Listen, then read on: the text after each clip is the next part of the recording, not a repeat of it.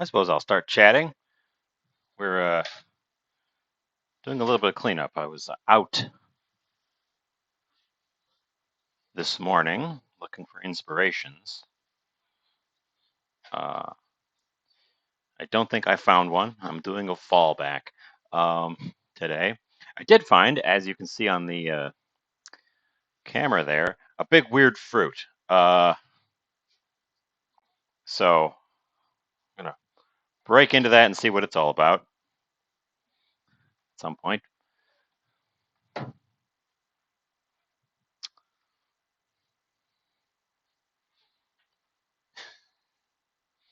Happy big weird fruit day to you too. Uh,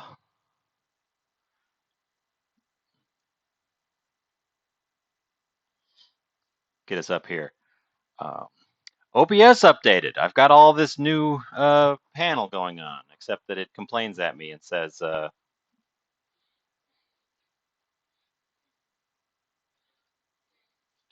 can add big weird fruit.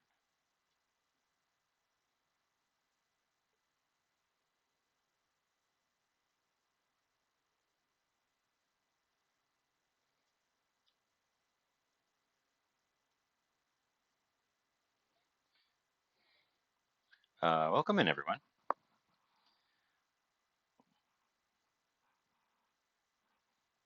Oh, did I have the old description? I type it in, but then you have to also like approve it with OBS. I always forget that part. Anyways, we're having a weird, cool, rainy morning, so I'm gonna make something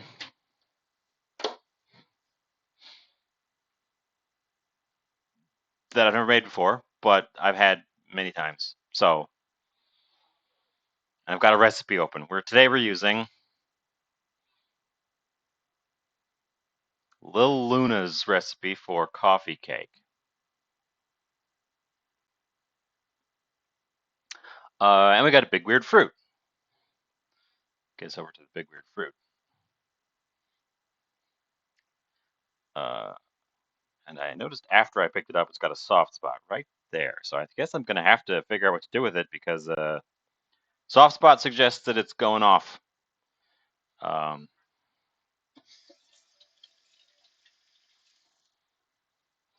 already. So we may have a second project of figuring out what to do with big weird fruit. But first, I want to try making coffee cake.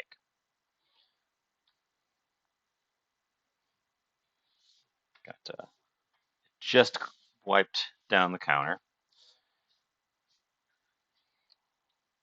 So I've been using the off-brand magic erasers to clean up my schmutz. Especially effective against things like the beet juice. The trouble is that they leave this little powdery residue after they dry. So you have to then wipe it down with your hand or a rag or something to get it re-cleaned. The only downside I've noticed from those things. Also, they're abrasive, so you can't use them on delicate surfaces. But coffee cake. I figured this would be good because it needs some time to bake, and while it's baking, I can break into big weird fruit, see what it's doing in there, and then we can have two things, just two things. So let me get out some bowls. I rearranged my cupboard.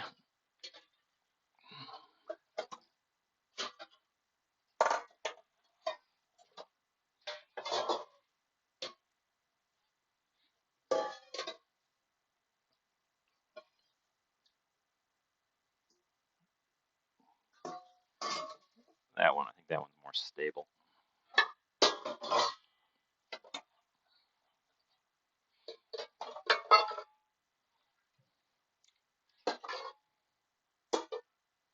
I will be having coffee with my coffee cake, yes.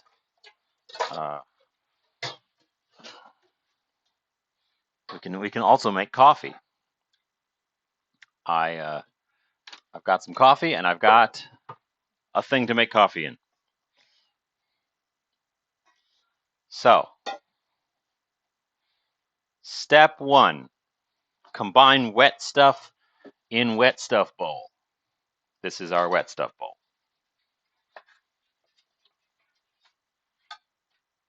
Eggs.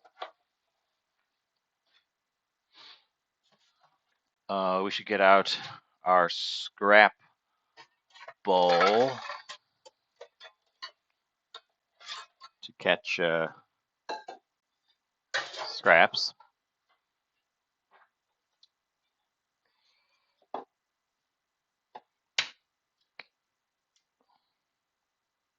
Oop. Well, it's a good thing I'm not making fried eggs because I just demolished that egg. Damn. Well, egg 1 obliterated. Egg 2. Wow, these, why are they so fragile? Well, at least came out, but those are some fragile eggshells today.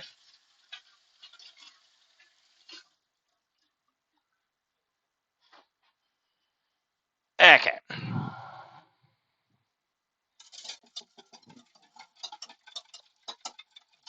We need it to be beaten smooth anyways, so I'm not worried about it, but it's a good thing I wasn't doing anything very complicated with that egg, or I would have destroyed it. Vegetable oil. Huh. I don't have vegetable oil anymore. I have olive and grape. So I guess we're going to use grape. And we need quite a bit of it, so this isn't...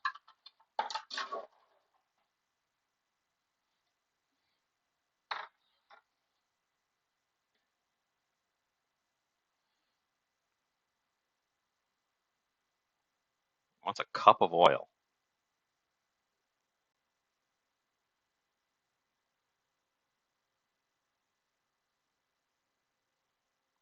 That seems like a lot of oil.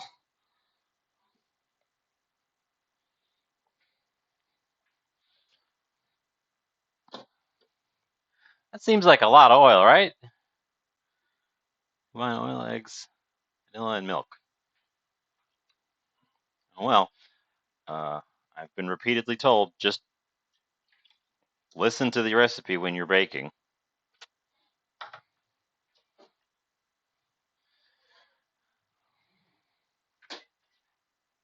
Cup of milk. We should have a cup left in there.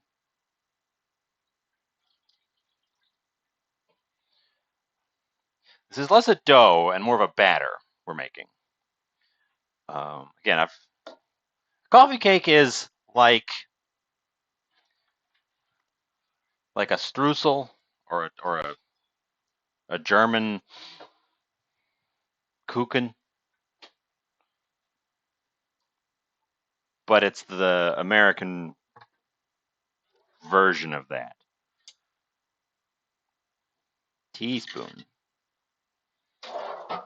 I feel like this is a big recipe. I should have checked before I started how much this was going to make. Oh, hmm.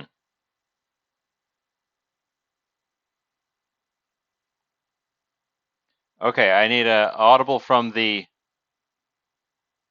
audience. I grabbed the wrong flavor extract. This is almond. The recipe called for vanilla. Should I just go with the almond, or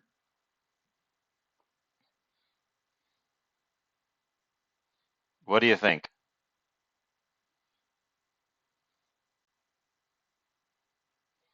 No?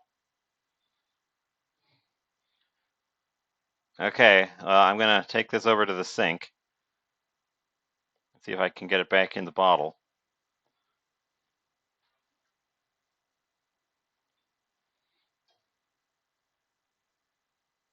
Okay. Well, we only dribbled a little bit of it. Wrong flavor extract. We need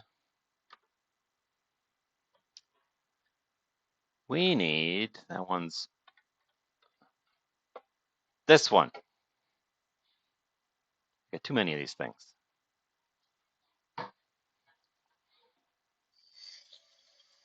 Okay.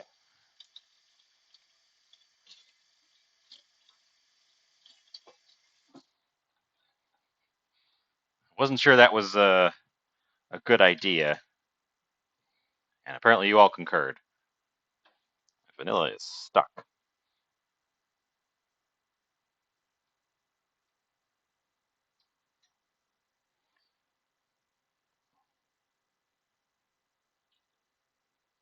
I guess there'll be enough to share this, whatever I'm making here.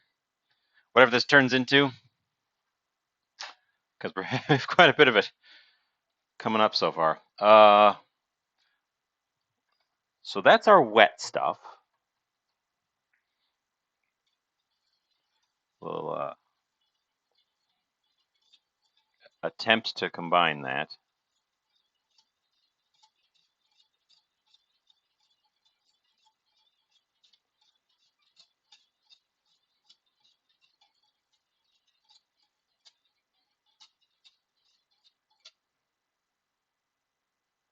Weird. Again, I've never made this before. I probably should be preheating my oven too. 350. Preheat your oven to 350. Get out your other bowl, the dry bowl.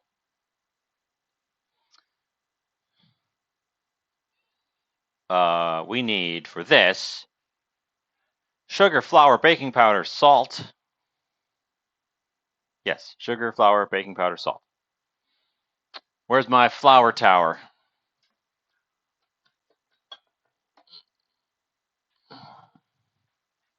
Okay, the flour tower. We need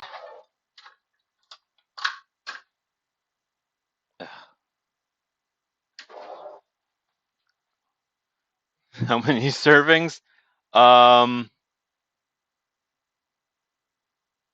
Loads, tons. It says 15, but then the picture is like a little square that's this big. So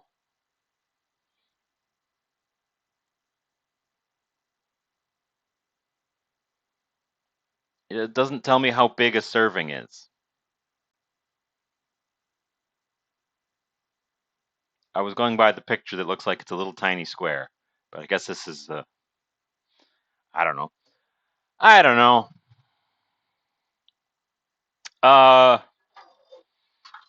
1 cup measure is all wet, so we're gonna do 6 half-cup measures.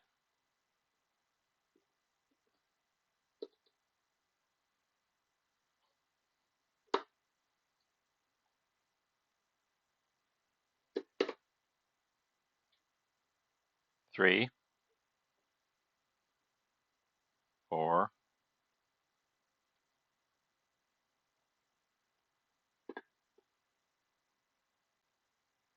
okay.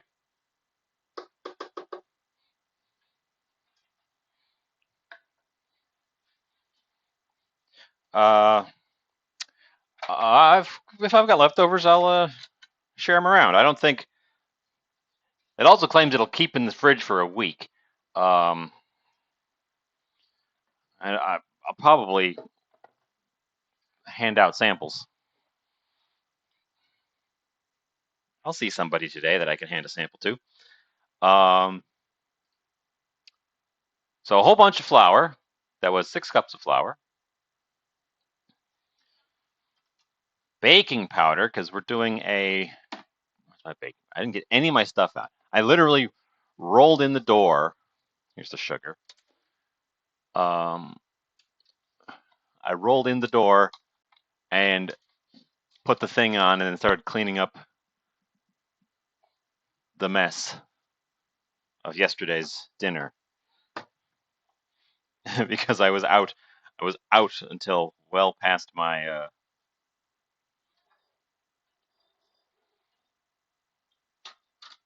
time. 1 tablespoon is 3 teaspoons. So we'll just use the tablespoon because this wants 3 teaspoons of baking powder. Easy.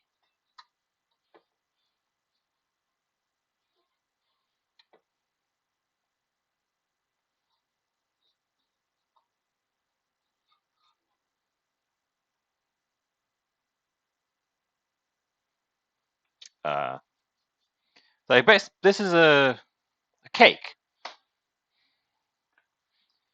of some sort. So it's not going to rise with yeast. It's going to rise with chemical chemistry. You know, chemistry. I'm an unfocused mess today. Salt, about that much. Everything tastes better with a little bit of salt in it. Sugar, flour, blah, blah, blah, blah.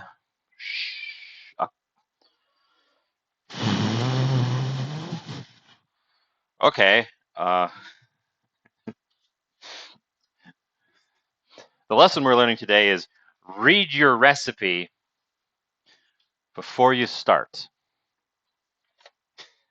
Maybe just don't grab the first one you see and make it. This is a dessert item. I'm sorry, this is no breakfast.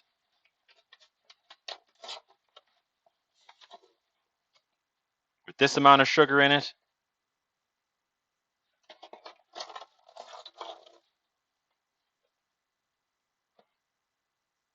with the 3-to-1 flour to sugar.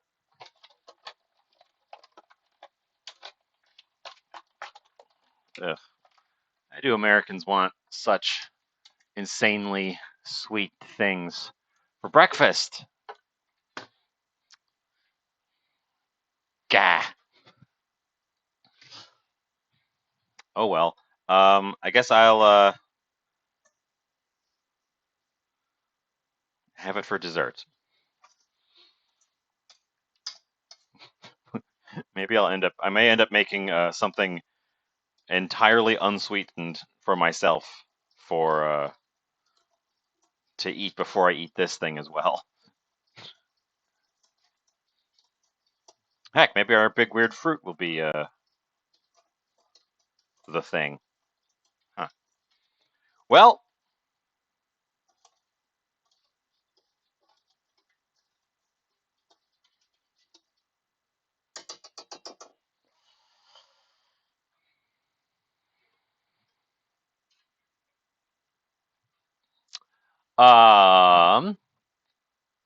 combine that and this. Can do, weird recipe.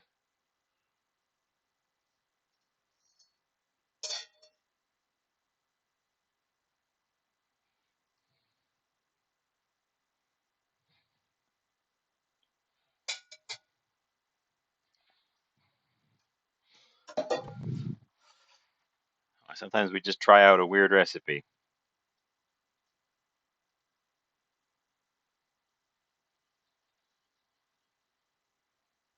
Get out of the middle.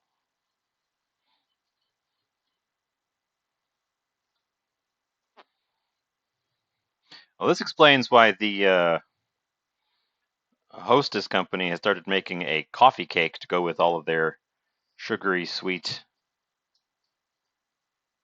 cake things. Because it's just a sugary sweet cake thing.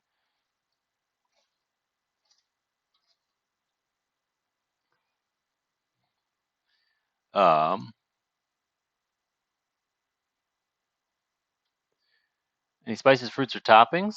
No cinnamon in the batter. This one calls for a cinnamon streusel layer, like to be layered in between the batter and then also sprinkled on the top.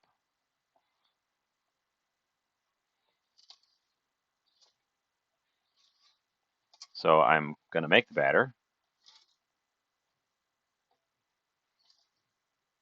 And just thickening up well, actually.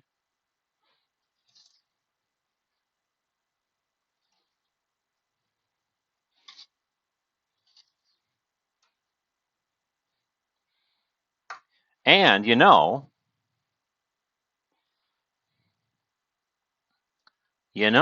I picked up an apple.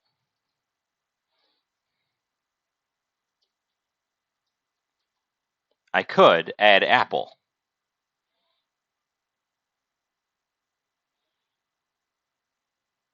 Let's see, different recipe. When do you put the apples in if you wanted to add apple?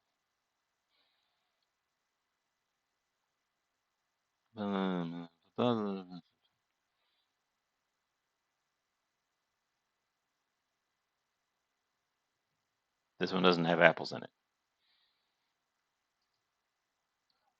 I'm not sure how to add apples.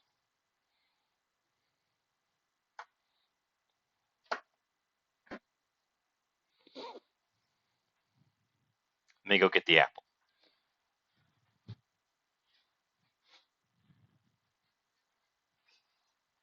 So I picked up one apple. It's this apple. It's as big as my hand. It's a 1 pound apple, which is crazy.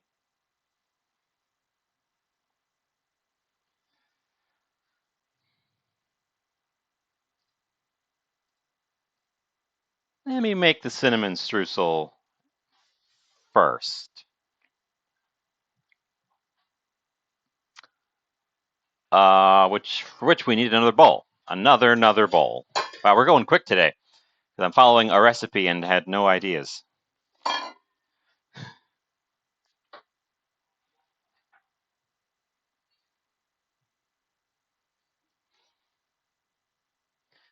This is a Honeycrisp. I got it because it was enormous. Normally I don't get them because they're expensive. This one, they were just so big today. So again, a very sweet apple. We're gonna have to make our own brown sugar. Wow, that's a lot of more sugar. Even more sugar.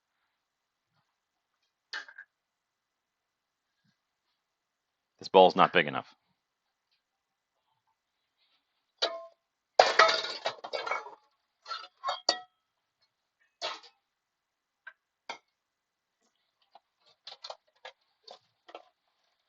Good thing I restocked on the sugar.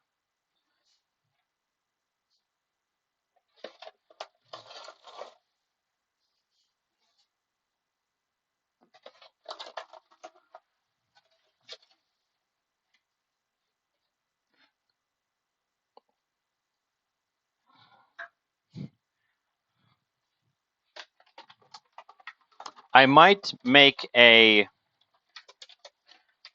I don't think I want to bake the apple into it. I think I want the apple to be an add-on.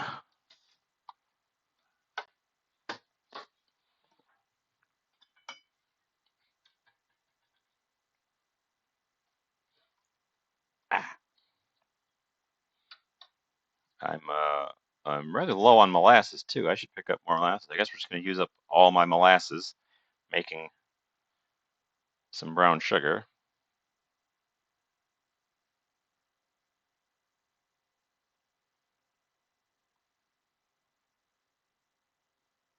So I've said this before, and I'm going to say it again. I don't get brown sugar anymore because I get white sugar and molasses, and then you combine them, and when you combine them, they become brown sugar. I think my molasses is tapped out.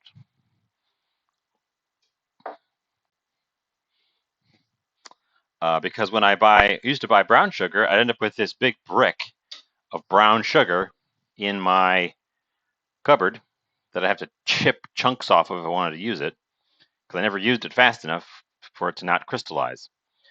White sugar and molasses keep basically forever. So, and can be easily combined when needed.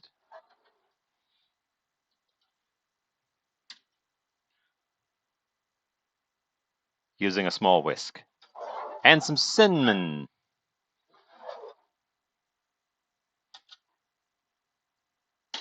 I have to clean off some of my things here. Okay. Well, while this is preparing, I can think about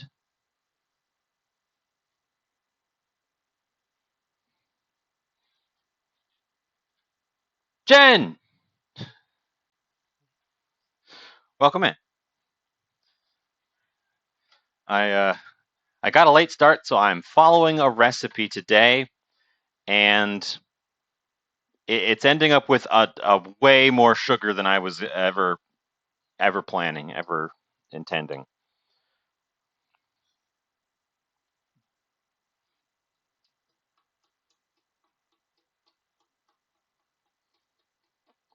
But we've got things to work with as well. I've got this enormous apple and this big weird fruit that we're going to get into.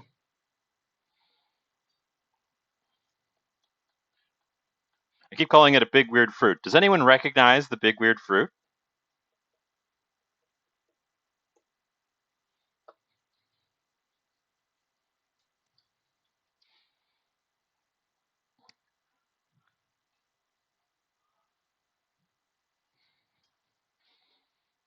Yes, this is a very, very sugar day. I'm going to end up sharing this thing. It is not a jackfruit. Jackfruits are actually much, much larger. They would take up most of my my space here.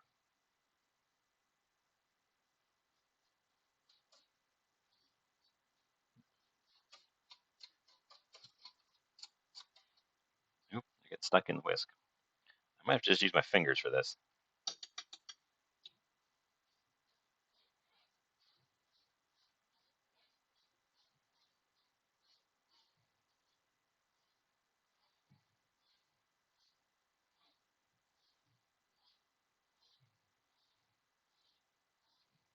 But at the moment, we're making our own brown sugar.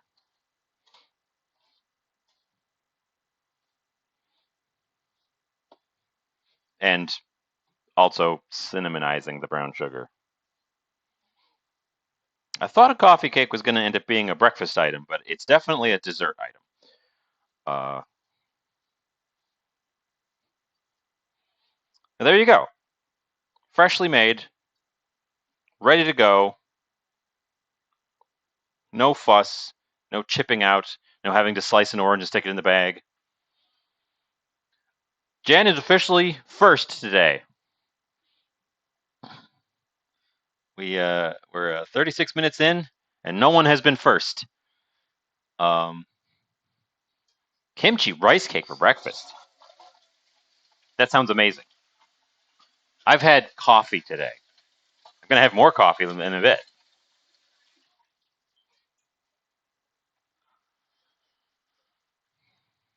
Big weird grape, moldy grapefruit.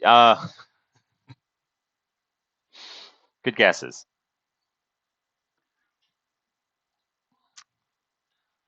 A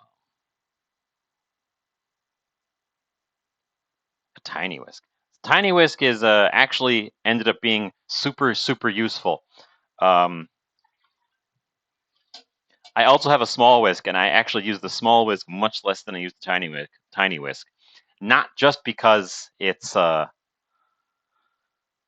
become a star on our channel.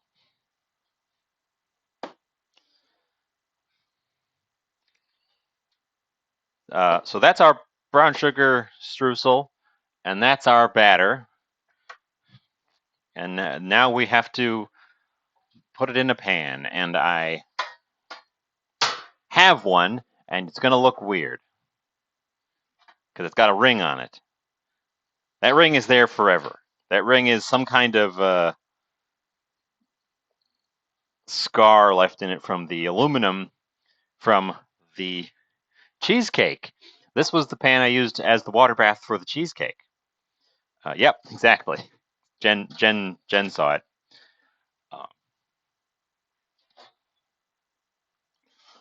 Jen knows what's up. Supposed to grease the pan. This thing also wants me to drizzle butter on top.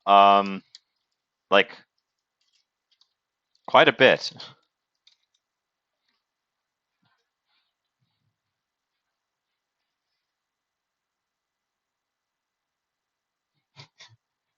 This is slightly larger than the recipe calls for.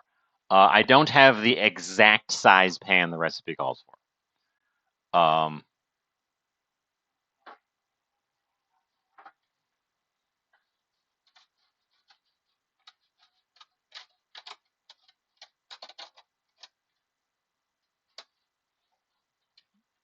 So our coffee cake is going to be a little bit wider and a little bit thinner than the official recipe.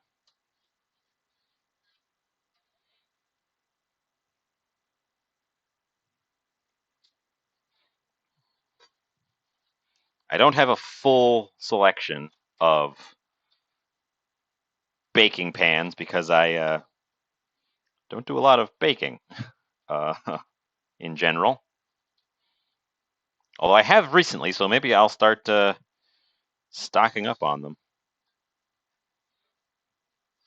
But the pan it wants me to use is a 9 by 13, and this is like a little more than 9. It's like a 9.5, maybe. I don't know. I don't know the standards. It's close.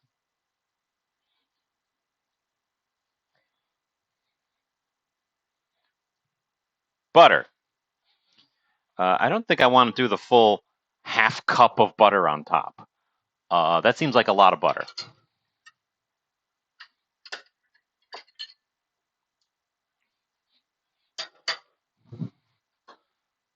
We're going to use the rest of that knob of butter. So closer to a quarter cup.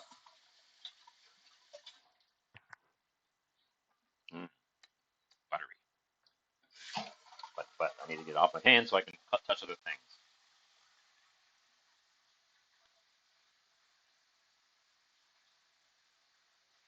The streusel does not have butter in it. The streusel does not have butter in it. The streusel did not call for butter.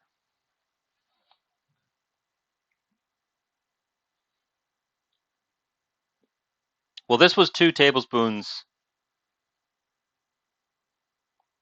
when I started rubbing it on the pan. The streusel is just brown sugar and cinnamon for this one, and I guess the butter is going to drizzle on the top and give it that craggle. I don't know.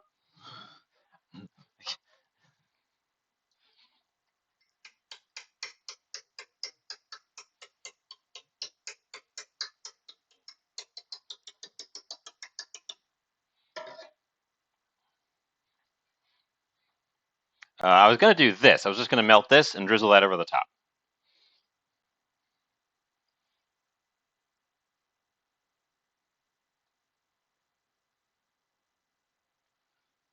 This is hard to gauge. I'm supposed to put half of this in, and then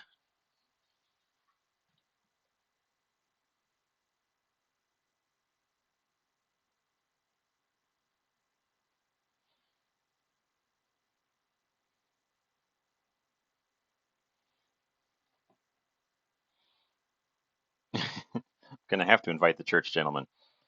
I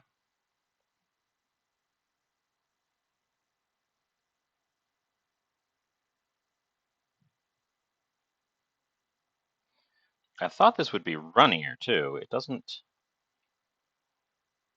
It's going to be difficult to get the second layer on here if I've got to spread it with a spatula.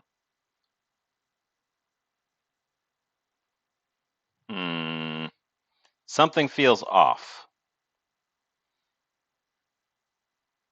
to me.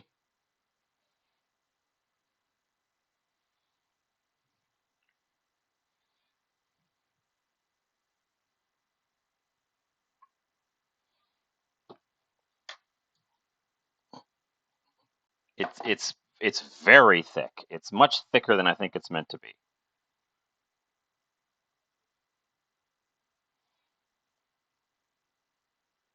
Like it was nice and runny when I first made it, and then I let it sit, and I think it may have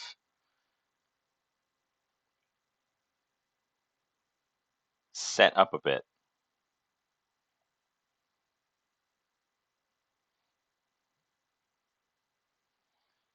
And I don't want to use too much because I've also got another layer to add.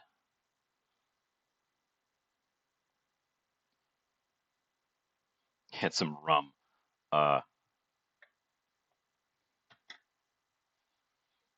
This is going to be a weird thing. Um,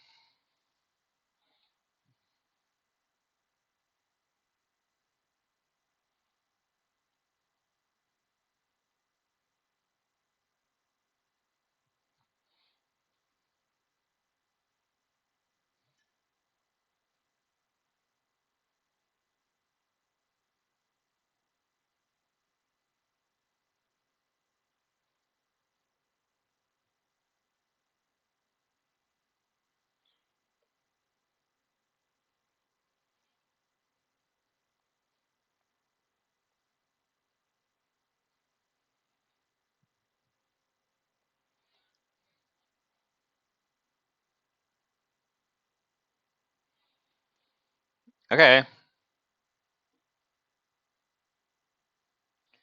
I could add some coffee to thin it out, make it an actual coffee cake. Yeah, sticky. You're having to rinse my hand off because it's so sticky. Okay, okay. Oh boy.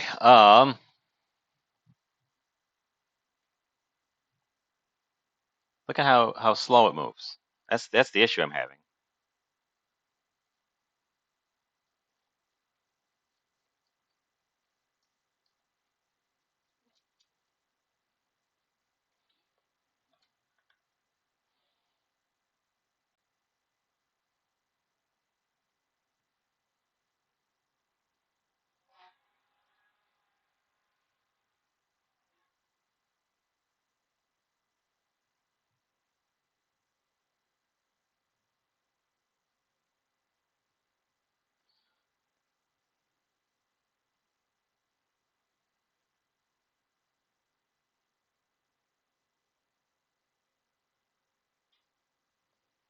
I know you had suggestions.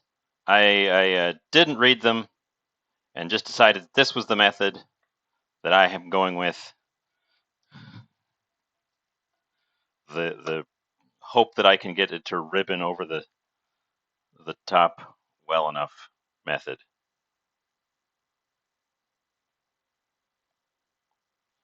Thankfully, I think it's meant to be kind of uneven and craggly, so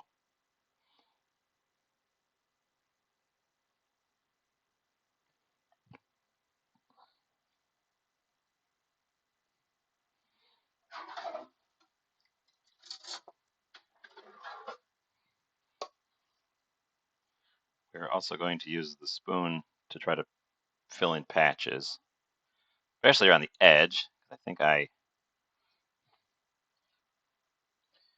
didn't do my edging very well.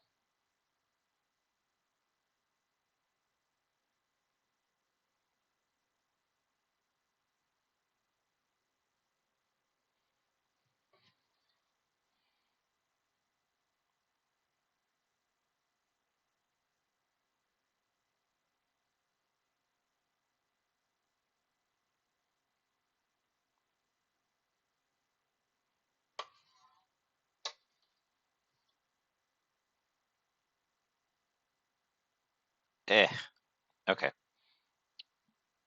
Well,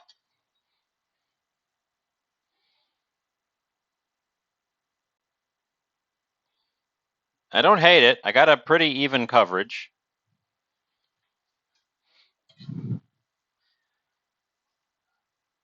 It seems thin to me.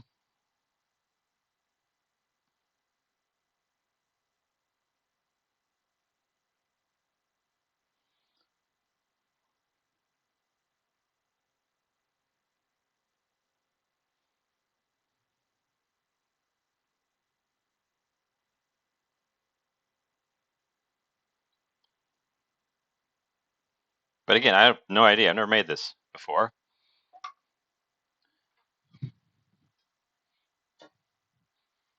And another streusel.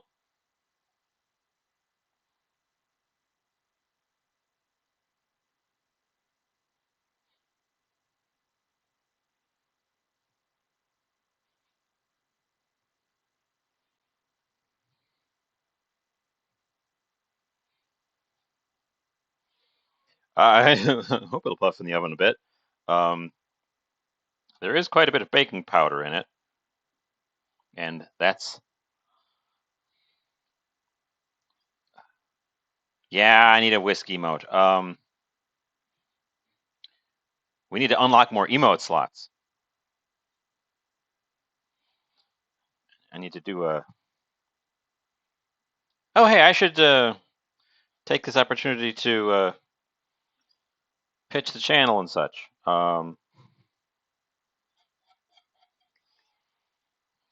If you're not aware, it's currently September,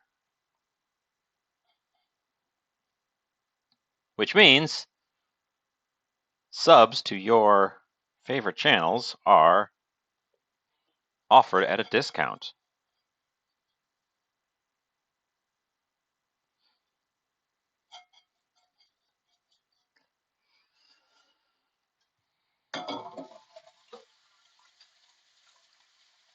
Such as this channel, which, if you're here at this point, must be one of your favorites because I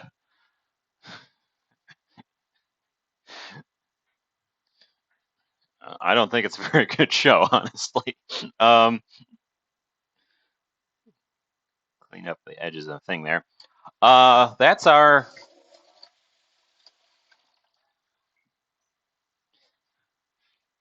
Oh my god.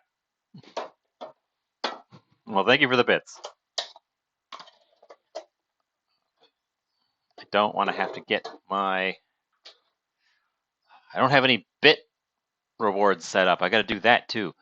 Let me get another block of butter out of the freezer. So I am just going to use this knob of butter and do a light drizzle. Considering how thin this thing came out,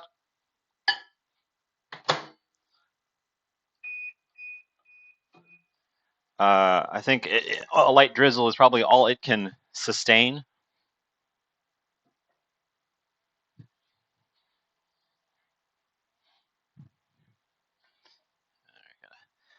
Clean up the photo station while I'm in here. The photo station is conveniently the same place that the microwave is.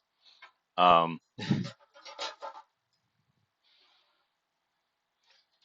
had been using it as a table while I rearranged things. Oh man, I don't have my bottle. Thank you for the moisten. I'll have to get a bottle.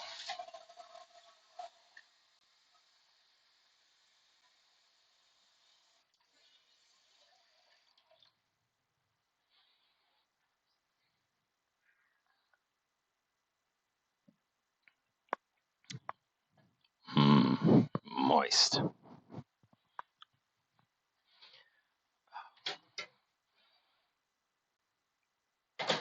Okay, melty butter.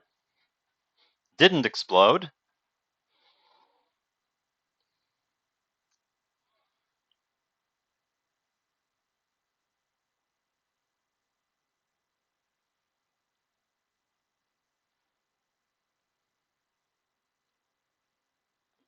Yeah, this would have been way too much butter if I'd done a half cup it called for. I would have drowned this thing in butter. Oh my god, bits. Oh my god, everyone's doing things. How dare.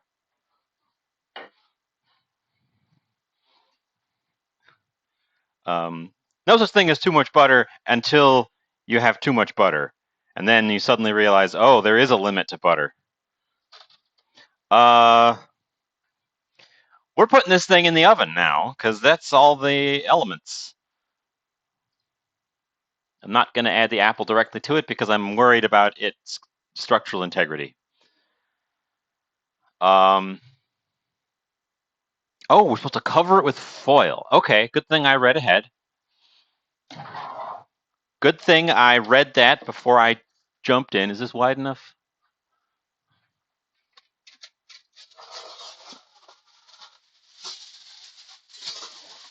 Don't come out of the box.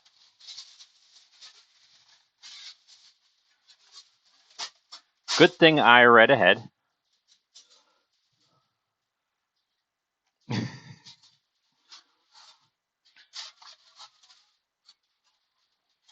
Oh my god, bits. That would be a good... I don't have any sound commands at the moment. Because of my weird headset setup. Which I want to sort out. And I should just pull the trigger and buy the damn microphone.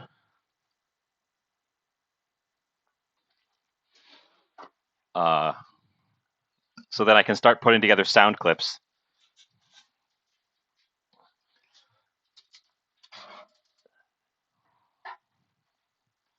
Okay, timer on for 25 minutes.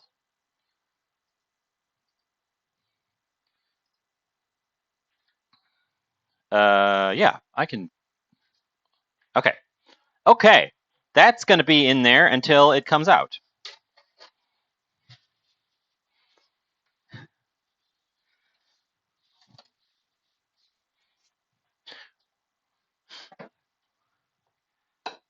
Anyone, let me clean up a little bit, have any last guesses about Big Weird Fruit before I reveal what the label said it was when I bought it?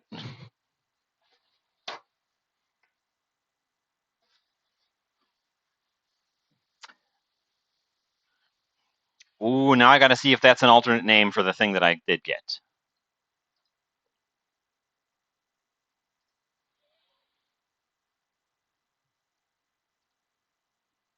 It is not. It is not a Cherimoya.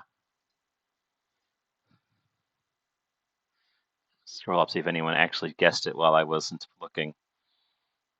Big Weird Grape was not correct. Jackfruit was not correct. Moldy Grapefruit is not correct, and it's not moldy.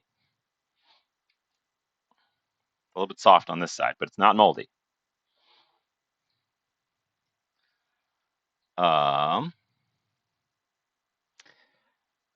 This, dear friends, is a breadfruit.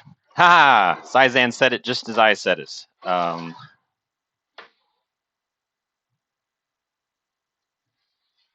I don't know what to do with a dip with a breadfruit.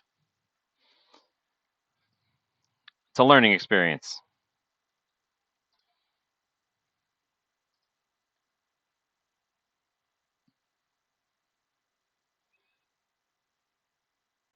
I'm going to ask Google what to do with breadfruit.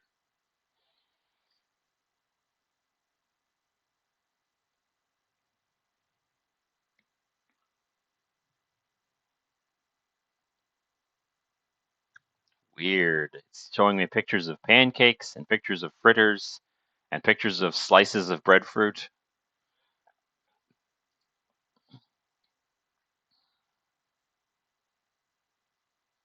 But I don't know what to do with it. It's a little bit soft, so I'm going to have to use it today because I expect the soft spot will simply expand if I don't.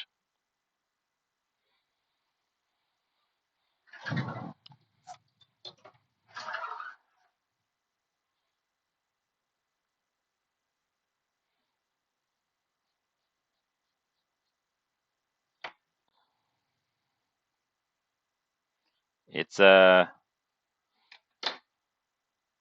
wow, weird. It's that camera back. Okay, so it's white on the inside. It feels like it's going to be damp when you touch it, but it's very dry. It's not expressing its moisture to the surface at all. It smells What does that smell? I've smelled that before.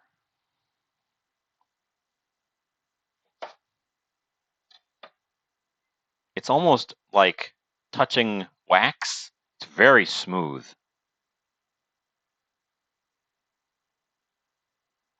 And very solid.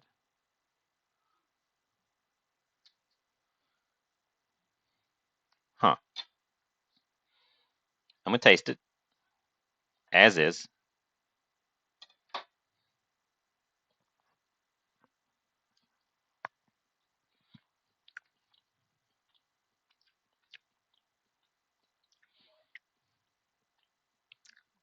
It doesn't taste good raw. Very vegetal. Very...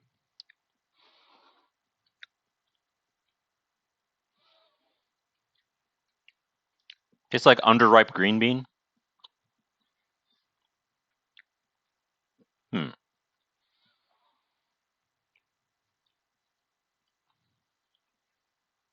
I'm aware it's a starch. But starches taste different. Some of them you can eat whole or eat straight.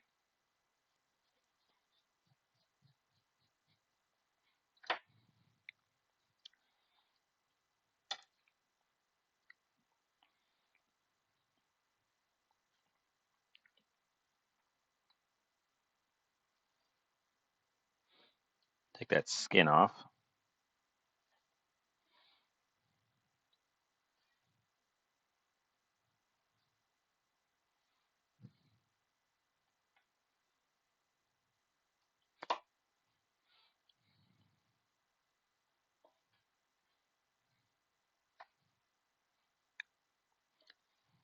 I want to try just frying up a chunk of it.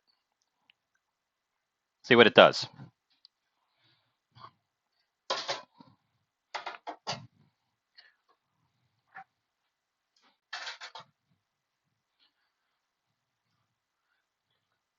Because it doesn't have the texture of potato, really at all. It's weirdly very smooth. It feels like I'm touching, like I'm holding a candle. Well, I'm glad you're enjoying it.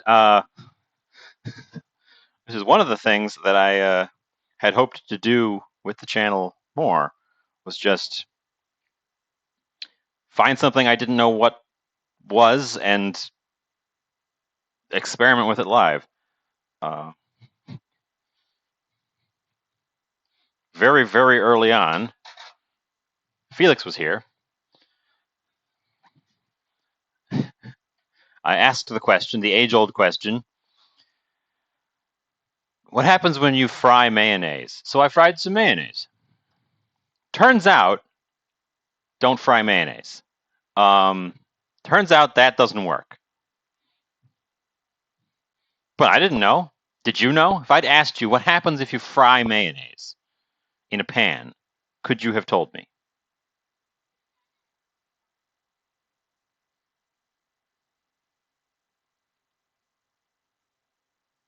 Weird. Because I certainly couldn't have until I did it myself. Well, it turns out there's not enough. My thought was that there might be enough egg in there to scramble. Turns out there's not enough egg to scramble. The egg bits separate out and form little crispy specks.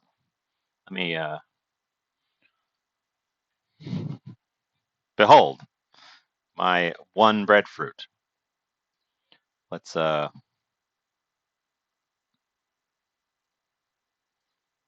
adjust the brightness. So the little bits of egg separate out and form these little egg crispies that are floating around in a bunch of oil. Because it turns out when you apply heat to mayonnaise, the first thing that happens is the emulsion breaks and it separates into a pool of oil with little bits of egg floating around in it. And then the eggs cook. It's not great. It also didn't taste like much of anything. Except it had a weird tanginess to it because of the acid in the mayonnaise. So, yeah, I don't recommend that. My hopes were dashed. Some people probably could have told me not to do that in the first place, but they couldn't have told me why. And now I can say with confidence why you shouldn't do that.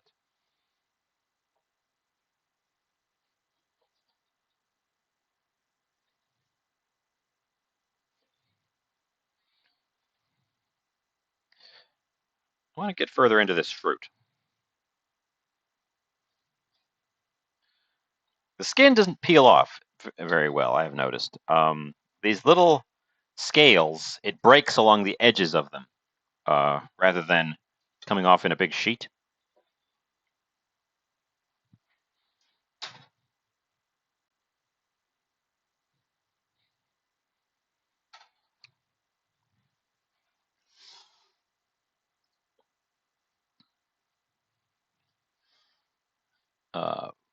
Roast breadfruit seems to be an option, although the oven is currently in use.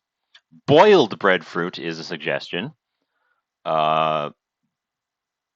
which could certainly be a thing.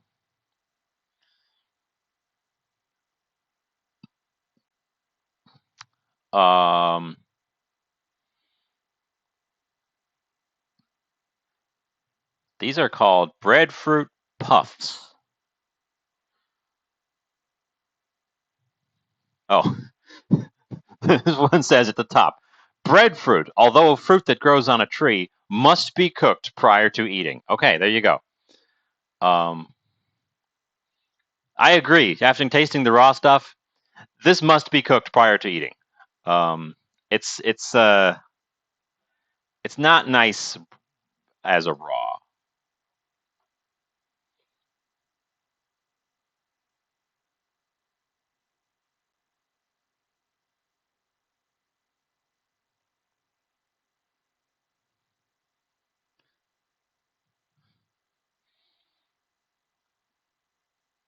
Breadfruit.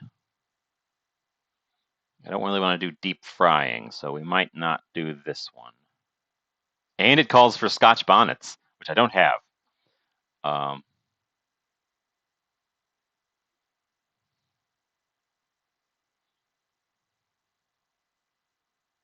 oh, interesting. Hmm. Hmm.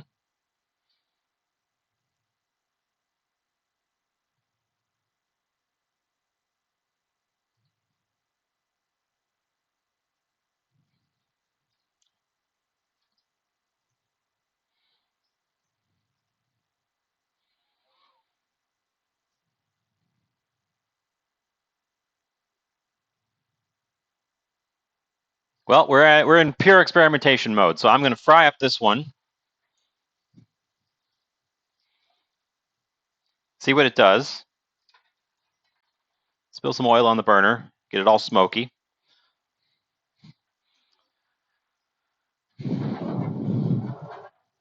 Get out my flipper.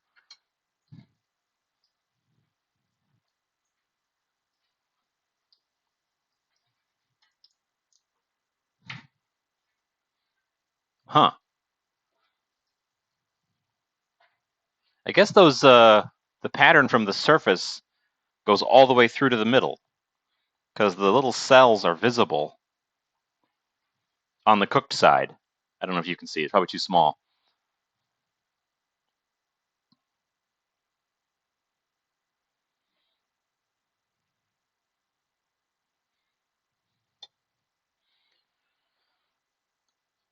I'm going to take this right down the middle because I feel like there's a thing in the middle. So all these pictures have like a pink middle part.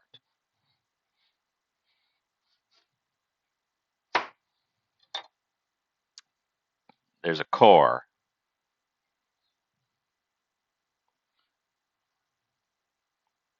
That seems hard. It smells better in the middle too. think it may have been an off smell because I was out near the edge.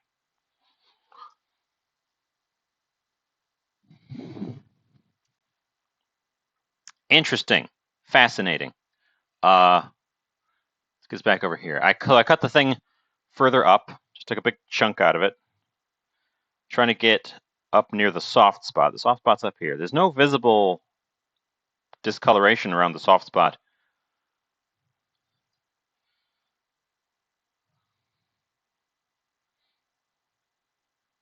So it's probably a bruise rather than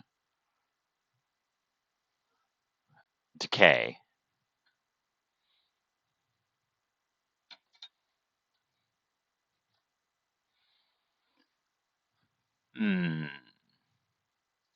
Breadfruit.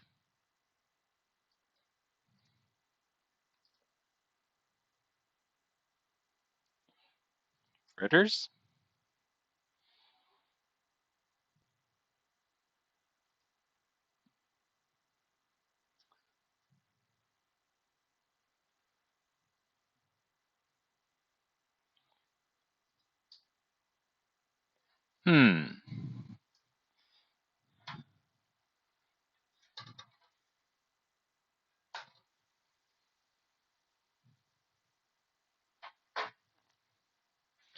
Well, I'll tell you what, it's very resistant to cooking,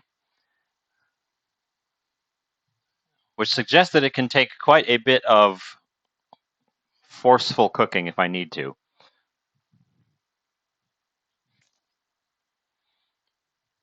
Interesting. Fascinating.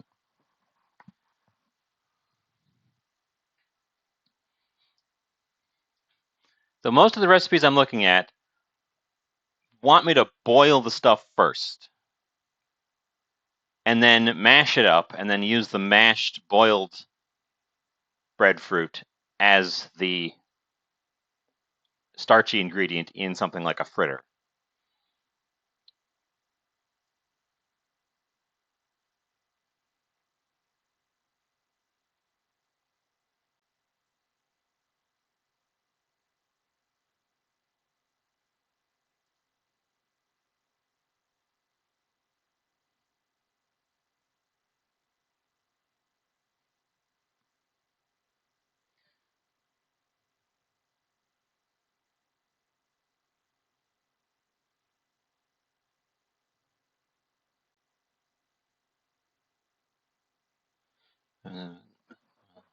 Oh, interesting. Oh, interesting. We may have to revisit breadfruit at some point because there are some really fun-looking things now that I'm looking at recipes.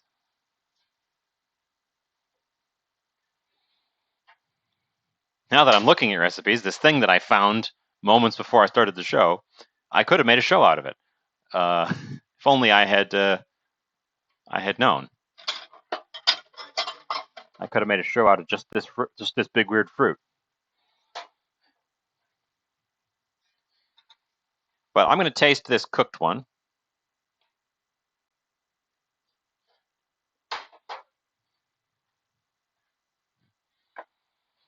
For the benefit of all. It definitely picked up quite a bit of oil, like a potato would.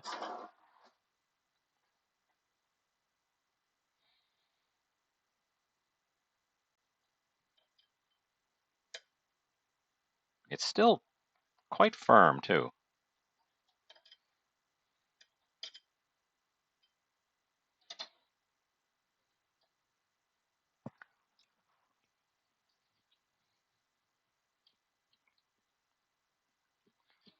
Huh.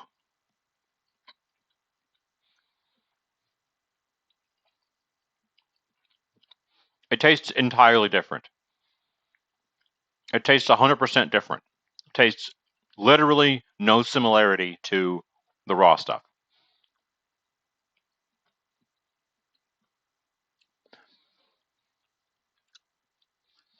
What is that flavor? It's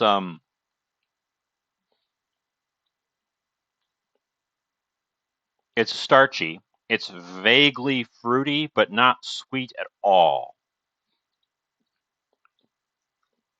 It doesn't taste like potato. It tastes like it's reminding me of something. It's reminding me of something I've had.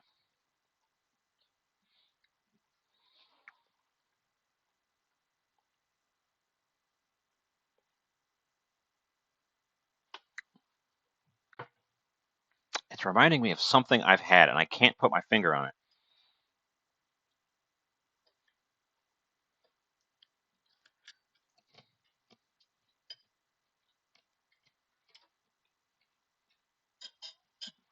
It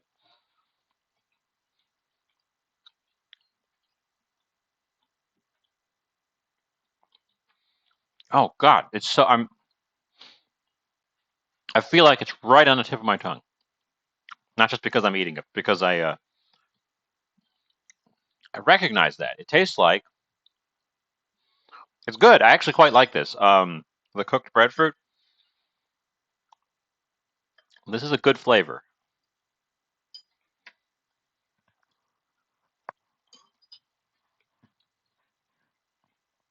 It's actually very nice.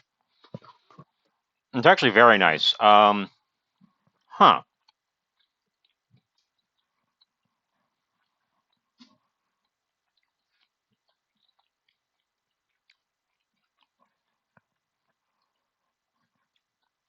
I'm trying to describe it in terms of something else that is more familiar. But it's clearly tastes like a starch. It clearly tastes in that realm of like bread or rice or potato or plantain. It's a very appealing flavor. It has this vague vegetable fruitiness to it. It didn't soften up a lot, but the flavor changed dramatically.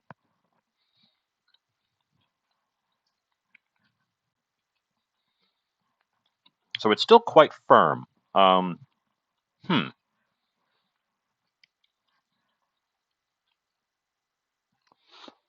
What should we try to make with it? Bookwoman said fritters.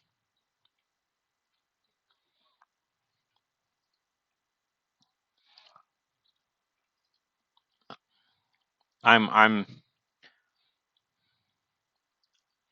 something fast.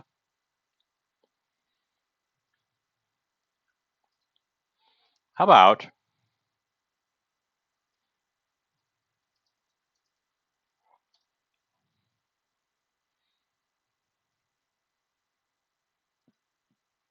how about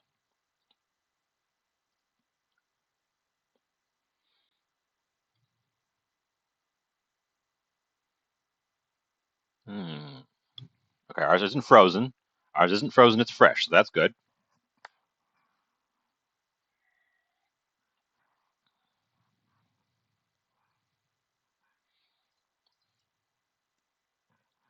Something savory for sure. And it lends itself to savory because it is a neutral starch flavor. Uh,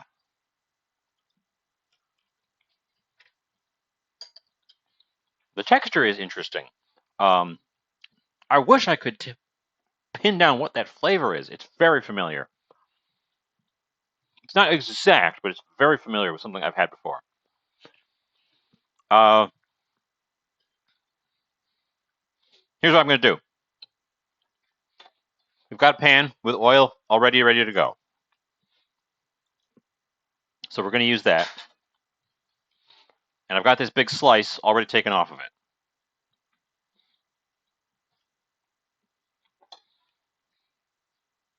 I'm going to have to get that core out of there, I think.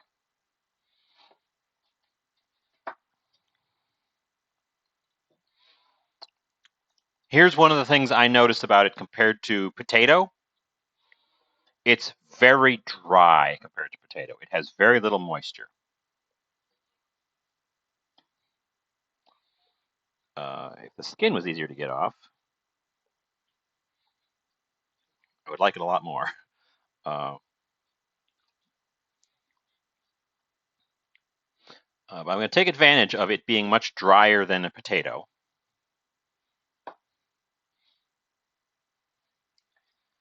And I'm going to try to make a hash brown.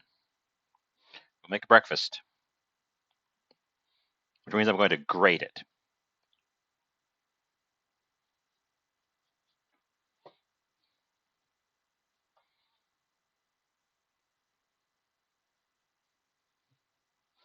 Because it has a firm enough texture that I think it will hold up.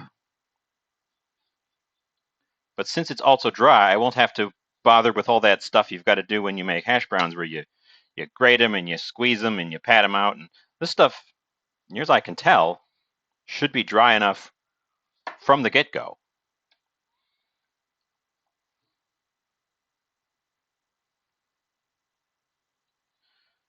I think we had a little bit of a soft spot. I'm gonna continue avoiding the soft spot.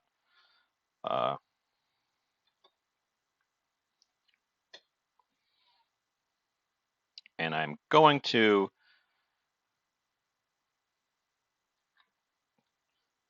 he really doesn't want to lose that core.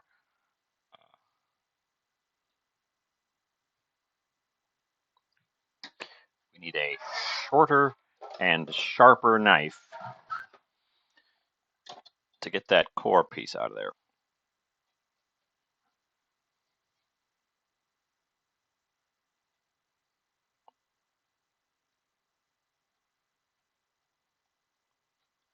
I don't necessarily know that the core is inedible, but it sure looks like the kind of thing that you would remove.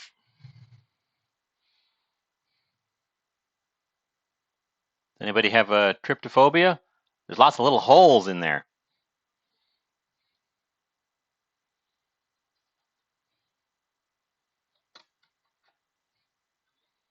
My 25 minutes is up. I need to go take the foil off of our coffee cake.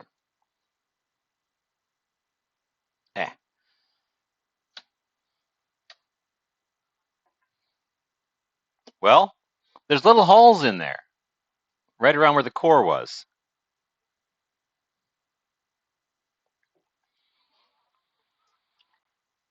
So if you like holes, well, you might just like this thing. Okay, foil.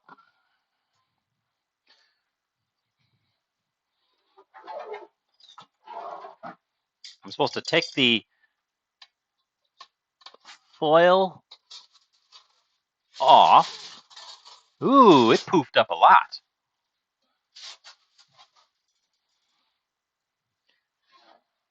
Foil off, leave in for another 10 minutes.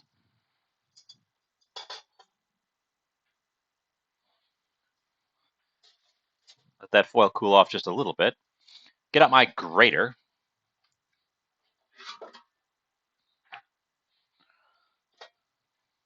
Get rid of the scrap. So this is my plan. I'm going to try making a hash brown.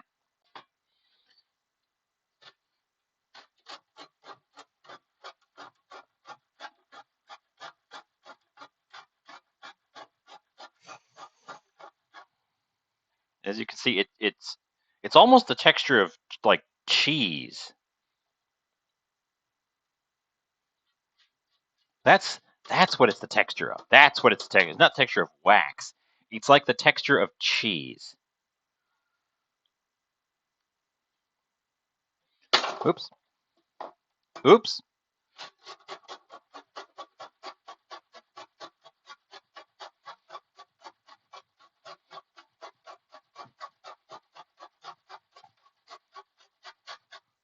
This is one of those things where how did people learn to eat this thing?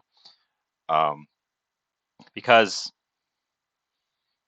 I tell you, it doesn't smell great raw. It doesn't taste great raw.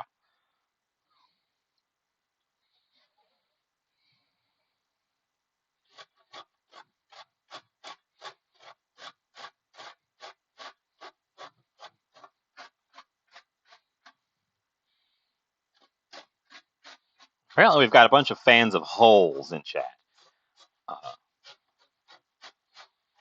So good to know. I'll make lotus root chips or something. Appeal to my holes demographic.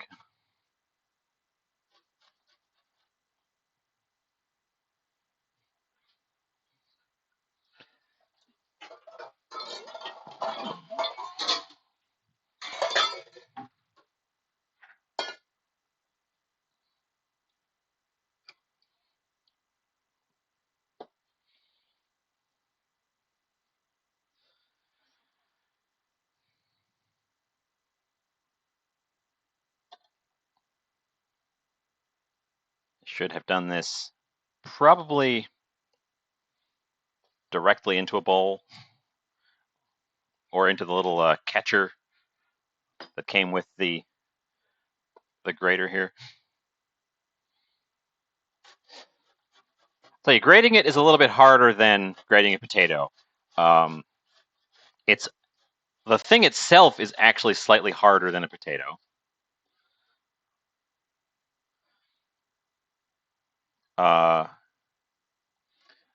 But also, because it has those fibers in it that all point toward the center, the fibers are catching a little bit in the holes of the grater.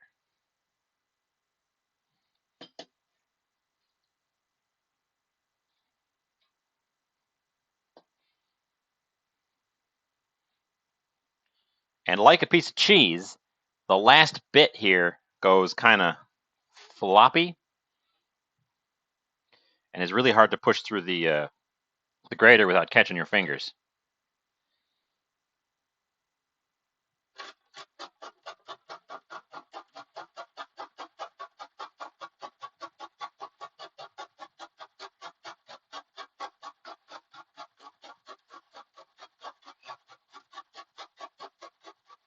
We're just making a mess.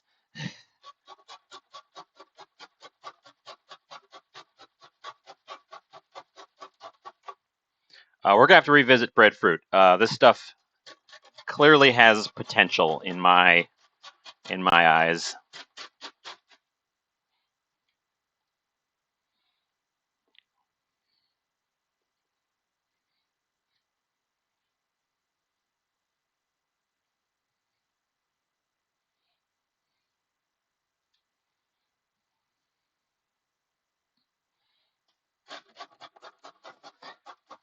Oh, it's a bit of work on it, though.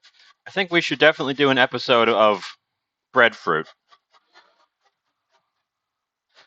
and just spend the whole time working on a breadfruit. Oops.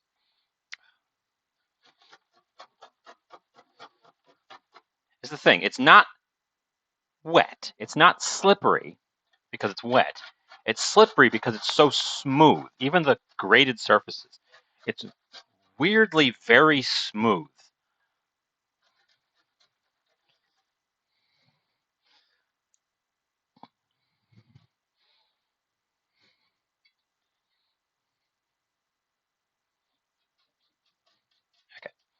Okay.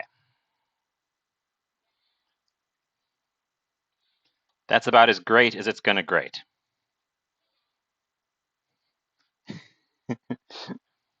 Yes, we are the land of many small weird holes. Oh, I was supposed to. Made a mess. I'm always making a mess.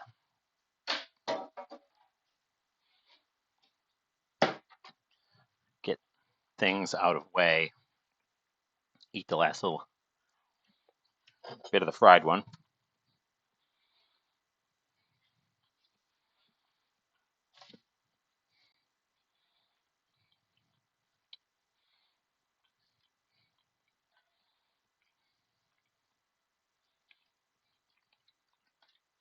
Okay. It wants to stick to my cutting board too, which is annoying.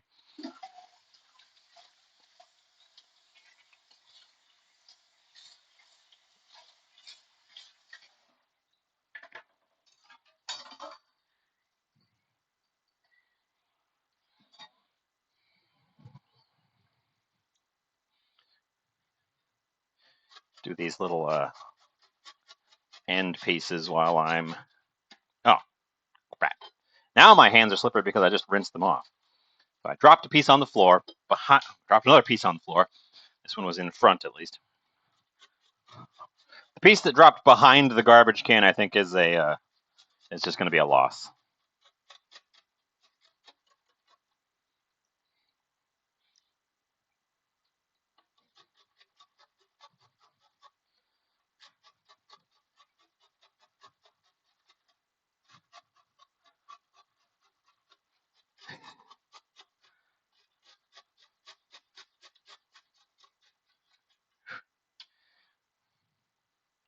Tell you, grating vegetables is a mess.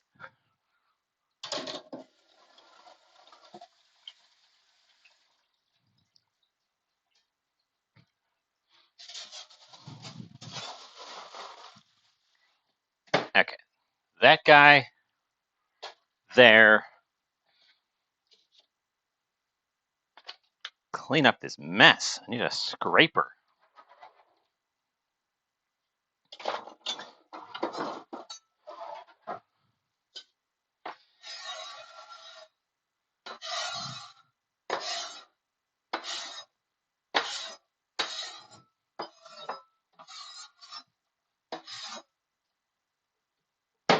Scraper.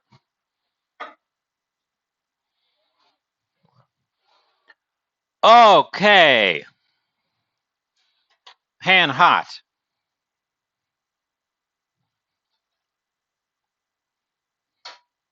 That first one did indeed soak up a bit of oil. Not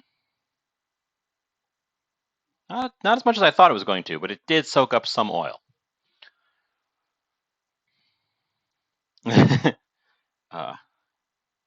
I would say for those of you following along at home, use your food processor's grater plate.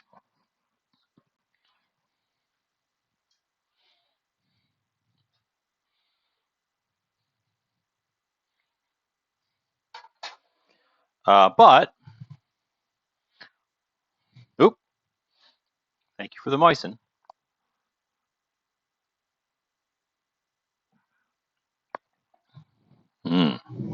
Moist. Oh boy, okay. Unexpected turns have happened today. I'm going to accompany my breadfruit hash browns with a couple of slices of bacon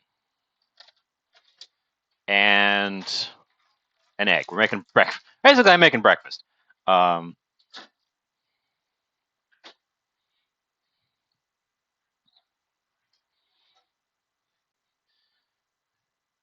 Get this pan heated up. I'm hoping these will do what I think they're going to do.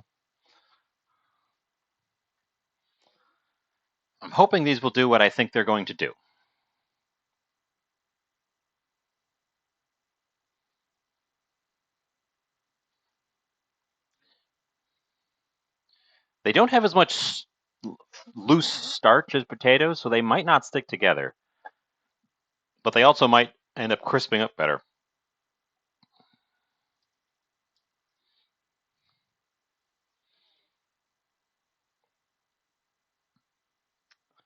Because when I've made hash browns, I typically don't use anything but potato. I just let the potato starch hold itself together. And they kind of fall apart sometimes.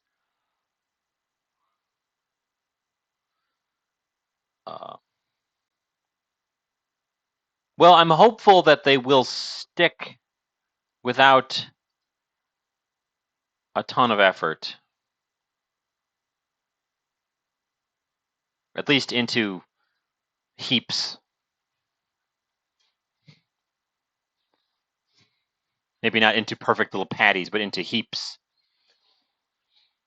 I got to figure out how McDonald's makes their hash browns.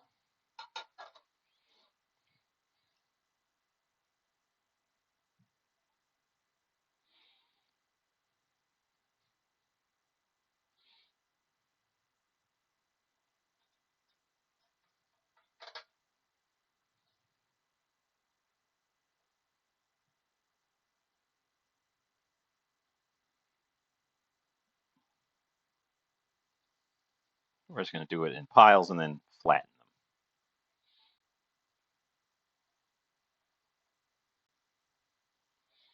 But again, we're experimenting. I never heard of this thing that I'm doing now. It could be a...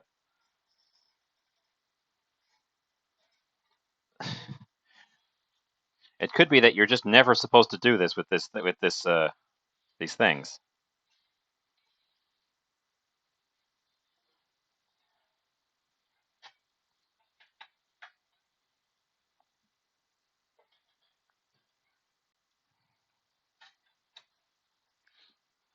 The first one sponged up my oil a little bit, which is another issue.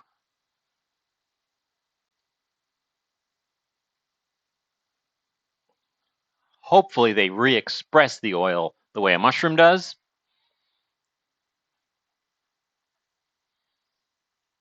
But we'll see. We're going to find out together.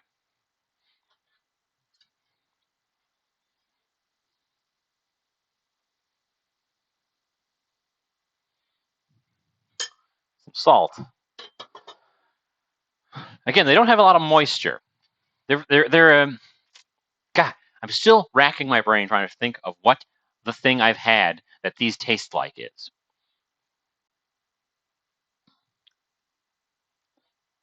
They taste like... It tastes like... It tastes like...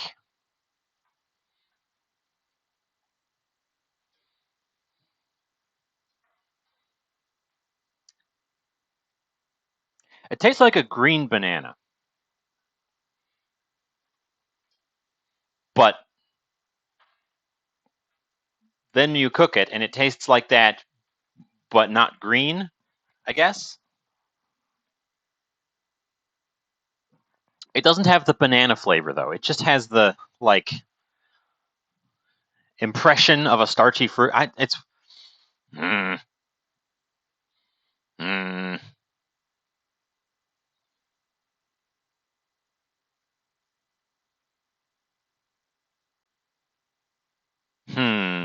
I can't... I don't have the words to describe the thing that I'm cooking.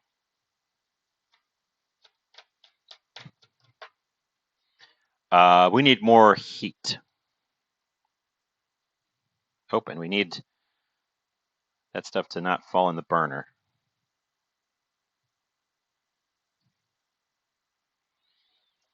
Let's check on the streusel thing, because I think it's been in there a minute longer than it's supposed to have been. Oh, hey, that poofed up great. Don't forget, we're also making a coffee cake. Let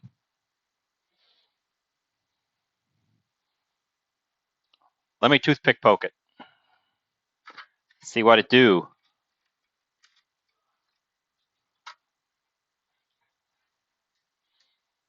Boop.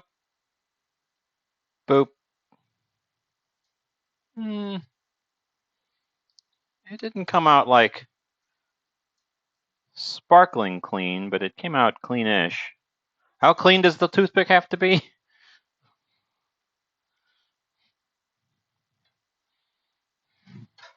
I'm going to give it another 2 minutes.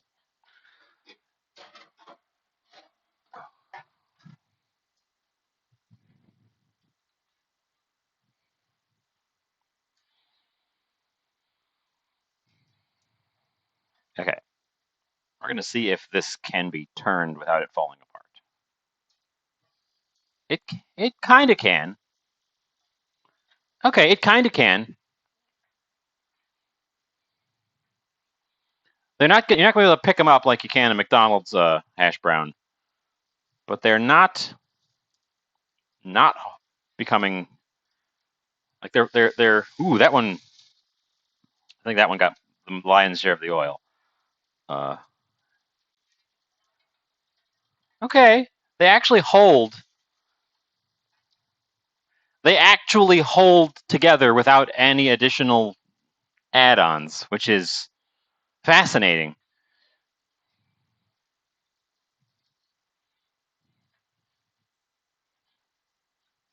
We've learned something.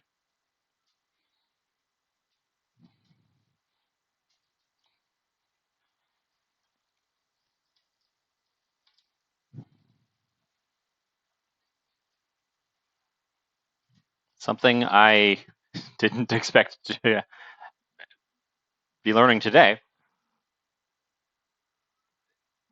I'm sorry, everyone. I moistened without being requested of it because I was thirsty.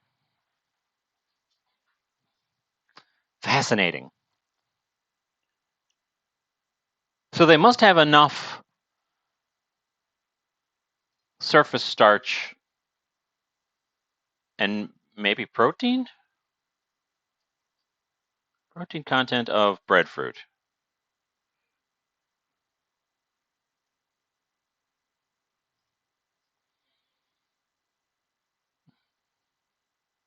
It's quite low.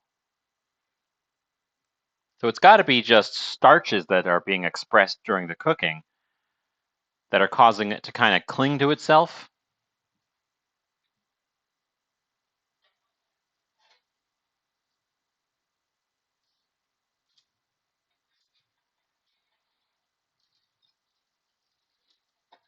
Okay, well. You know what this needs? Is like a cooking spray, because the individual fibers are really trying to pick up the oil a lot. And my pan is currently oilless. I don't just want to add tons more oil.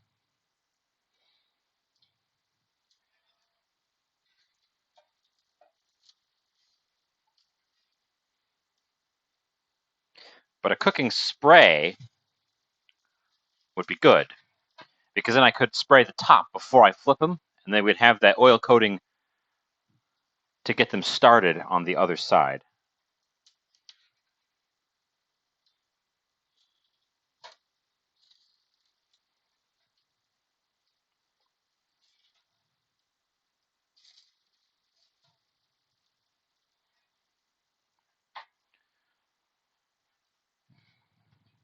They do look like hash browns. I'm hoping that they're cooked in the middle.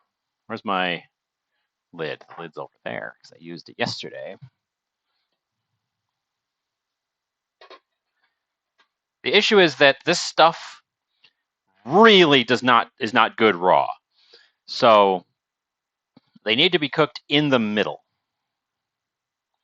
So I'm gonna let them get some steam on and then take that back off.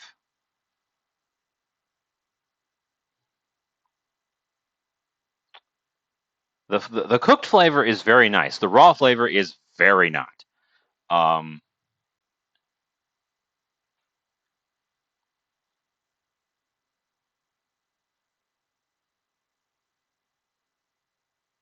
Fascinating.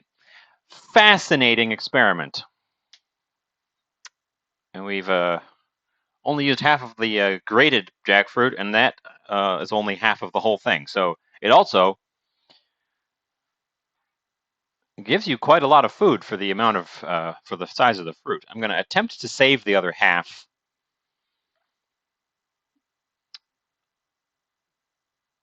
and cook it later.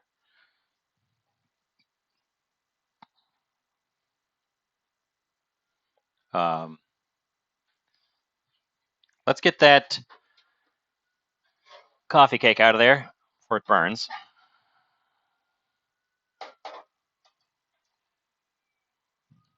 Oven off.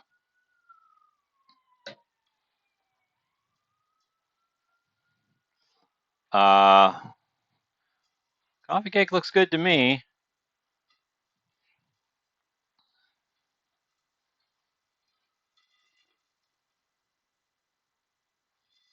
Looks good to me. It's going to need to cool off before I dive into it.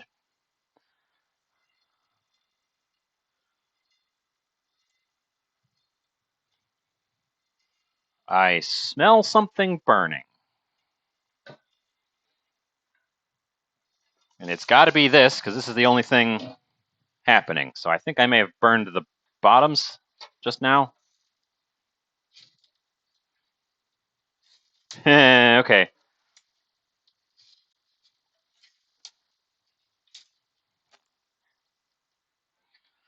Well, that was a mistake. I burned the bottoms.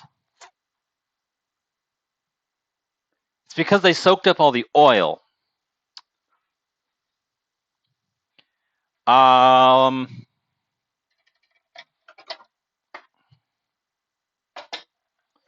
Yes, they're definitely richly colored. We're going to get them out of that pan. As you can see, they kind of hold together.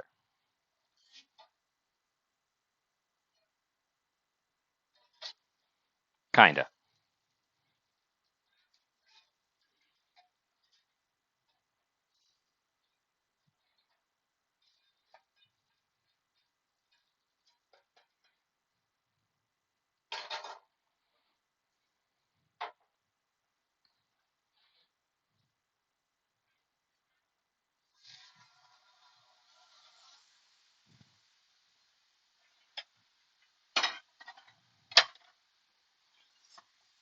I would definitely want to revisit and do more experiments with this breadfruit. It shows a lot of promise, I feel.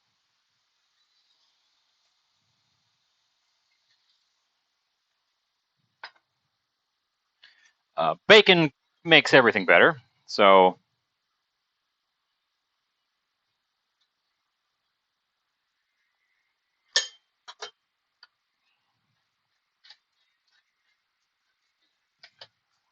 we're going to add some bacon to my plate.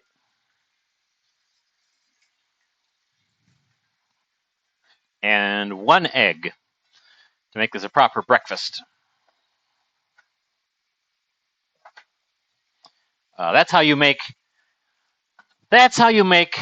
any dish into a breakfast, is you add an egg.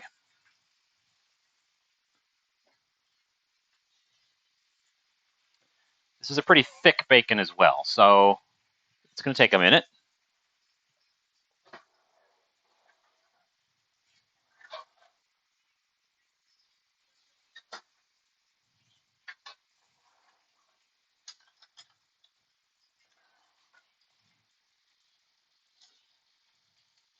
Since we ended up making something that is horrifyingly sweet, so much sugar, I definitely want a savory balance for it. And bacon, eggs, and hash browns seems like a pretty savory morning option to me.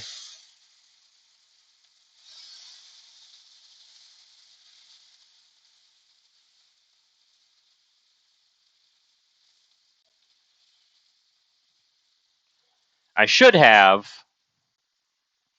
done that bacon in a cold pan, but the pan was already hot. If you do bacon in a cold pan and then bring it up to heat with the pan, it doesn't curl as much because it's able to heat through. The curling happens when one side cooks faster than the other and contracts.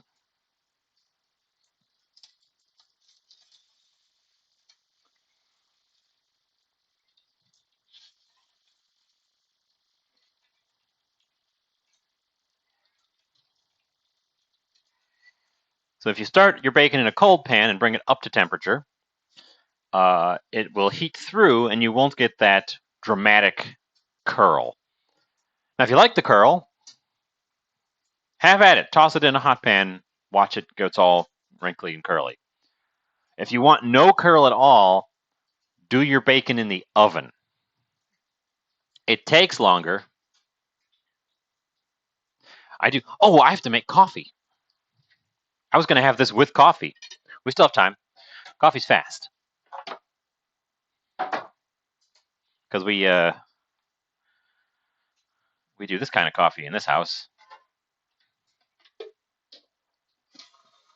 Instant. No.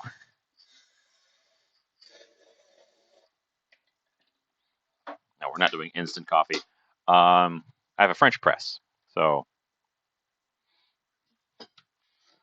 we do fast pour over boiled coffee.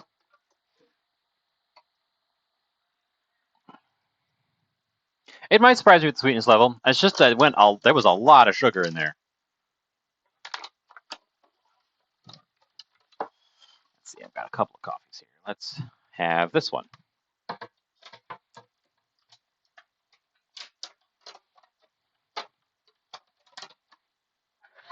And this one came with a scooper. We can switch over to here. Hash browns are waiting.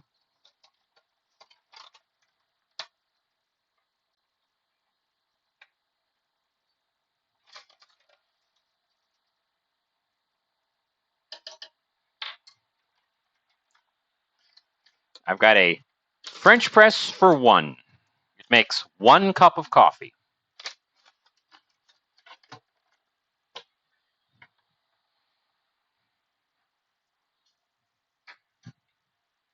Oop.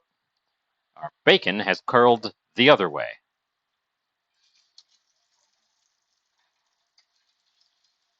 It's also almost done.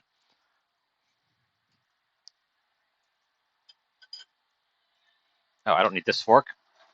I've got this fork.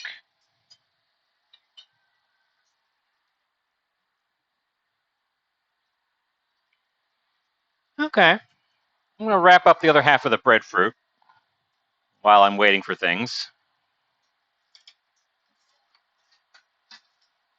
I'll report back if I can figure out anything else to do with it.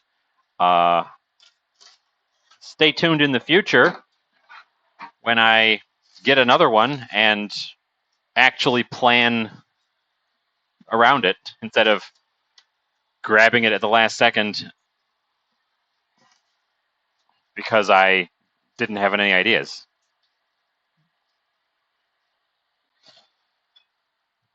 I hope it stays in the fridge. I hope they keep in the fridge, at least reasonably. Not every fruit and vegetable actually keeps well in the fridge.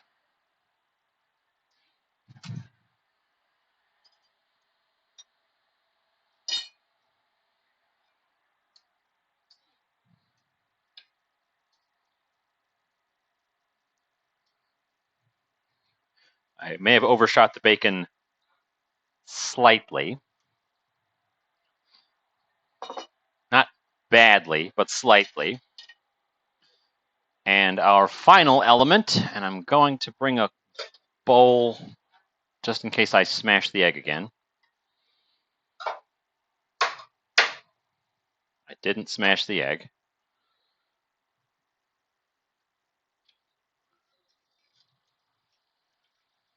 A hot, fast fried egg.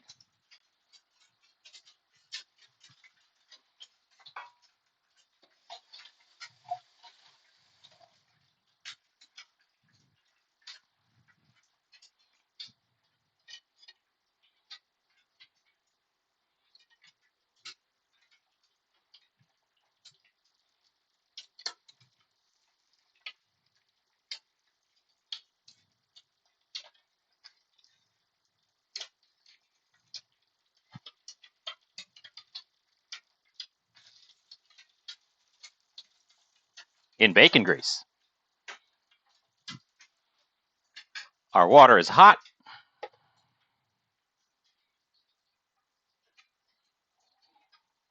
By the way, American folks,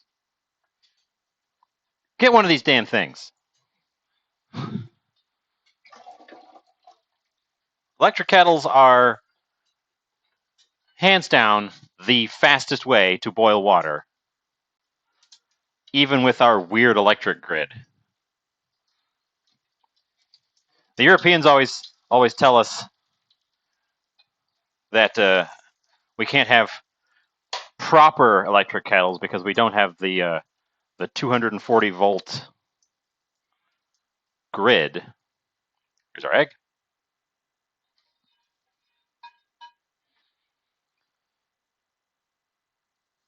Drizzle my bacon grease on top of my hash brown.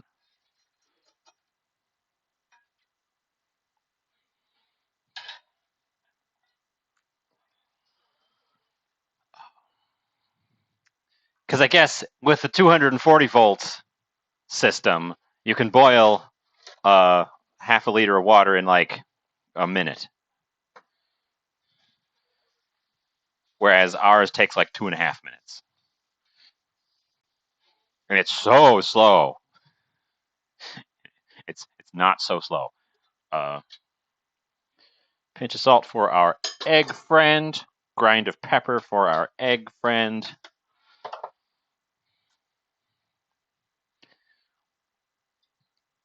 Not using the chopsticks to eat this. I like using chopsticks to flip bacon. I don't need to tell you what a bacon and an egg taste like. I want to taste this stuff. And I'm just going to break a chunk off and taste it now.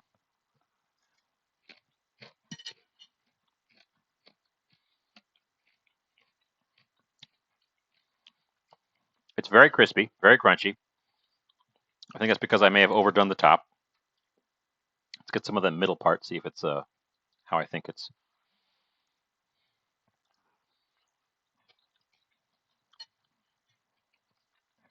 It's cooked. It doesn't taste like that raw breadfruit. It tastes like the cooked breadfruit.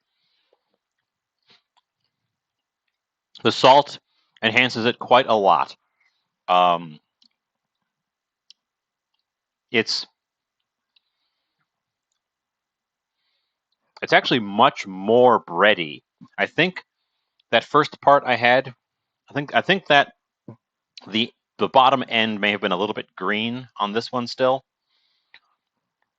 The parts near the middle, it kind of tastes like a dinner roll, like a bun. But it's got the crispy edges of a hash brown, and it held together shockingly well. I was hoping it would, but I didn't actually expect it to, and it did. It held together. See, leave that part there for the edge of the plating. Fascinating.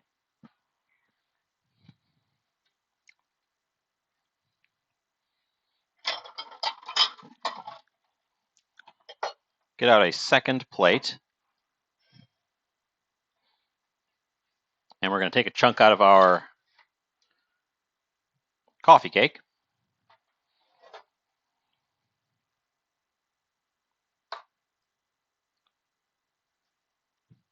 Hopefully it didn't stick to the bottom too badly.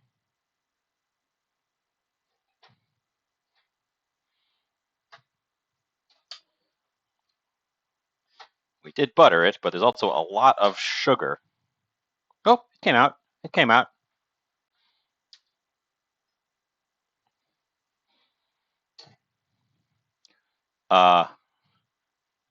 If you can see, over on our stove side, we got a clean break. That's still hot. We got a clean break on it, and it came off the bottom perfectly. So I would say that's cooked. I'm not forgetting the photo. I wanted to get all of our elements together and take a photo of the whole thing, and that includes the coffee.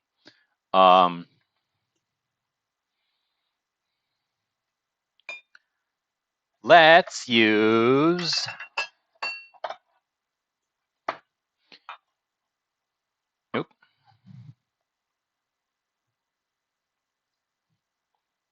the Cornell Lab of Ornithology bird mug featuring the birds of paradise.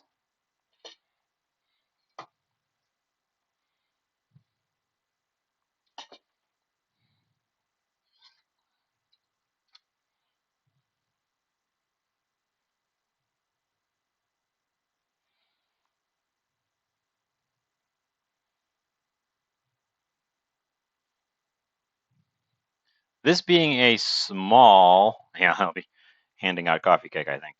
This being a small French press, I find that I have to be gentle with pushing it. The big ones, you can kind of just push down and they provide enough resistance to push kind of slow. This little guy does not. This little guy really Needs you to kind of hold back when you're pushing.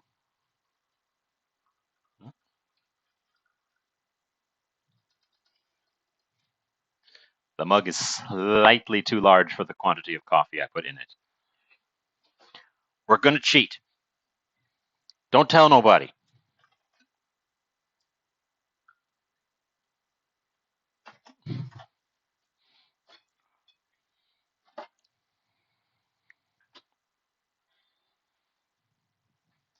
That was some cold brew I poured into it.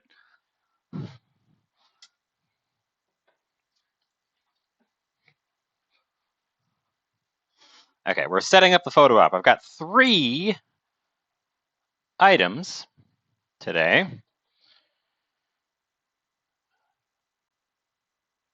I kind of want to break the egg, but I kind of don't want to break the egg uselessly, so...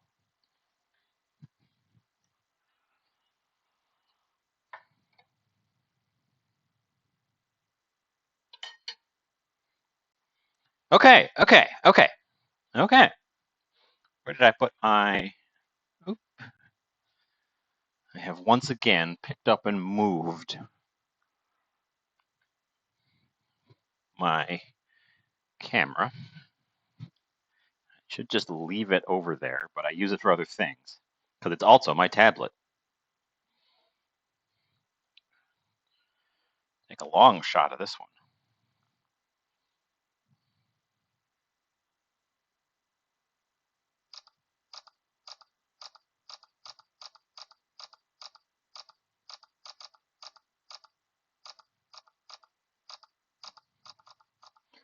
Okay, I only got one angle because it's hard to turn all the plates. Coming back. Coming back.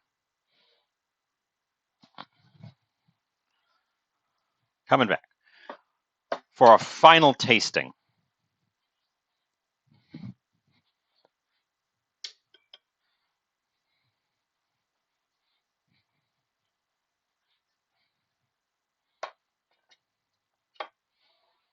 I didn't end up breaking my yolk. I'll break it for you guys now. Pop. There's our runny yolk, into which we can take a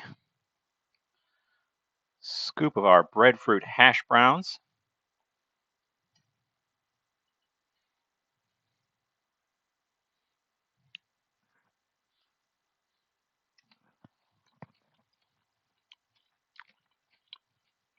Mmm.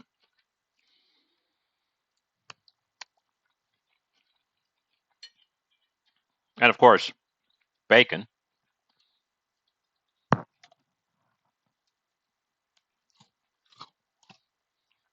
Oh wow, it tasted like bacon. Who would have expected? This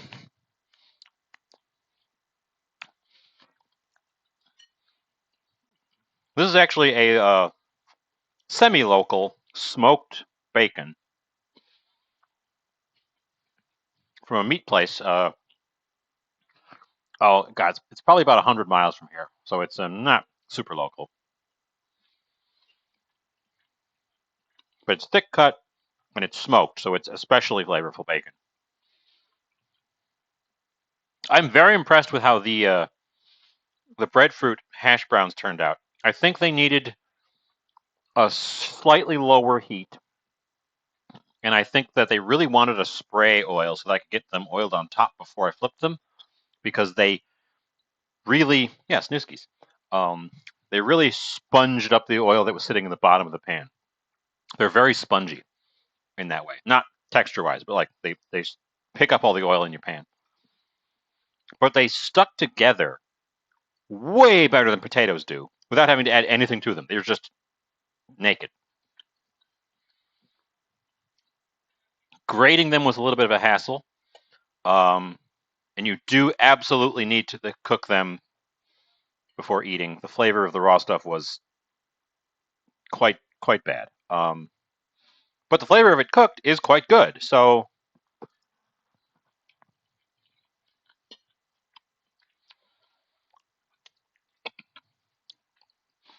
and that one had a little bit of the faintest shade of that green flavor left in it.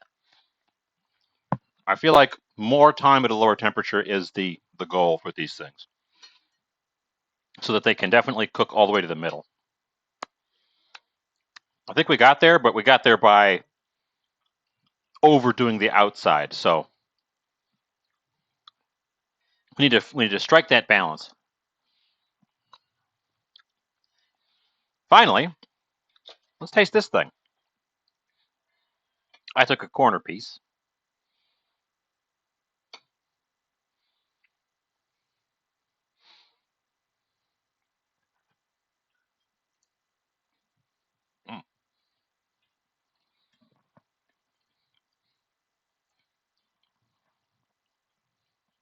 Huh. It's not nearly as sweet as I was expecting.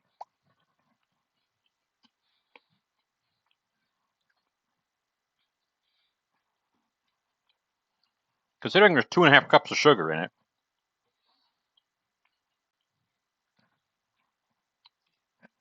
I mean, it's sweet. It's definitely sweet. It's definitely still in the realm of more of a dessert item, but it's not like that much egregiously more sweet than like a donut, not like frosted donut, like a cake donut. All right, I just realized I put my hand in front of the camera like that because I was fixing the tape holding my cord out of the way. Huh. I like it. I'm going to have to share it because I have a ton of it. So it's sweet. It's definitely on the sweet side. It's not cloyingly sweet. It's not problematically sweet. I like it. It would be a nice like afternoon treat with a coffee. Oh hey, coffee.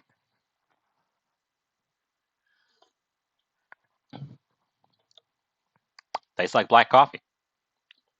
I don't usually drink my hot coffees black. Um, but the splash of cold brew actually, I think, leveled this one out pretty well. That's pretty good. Well, it's lunchtime for me. We've been at this for 2 hours.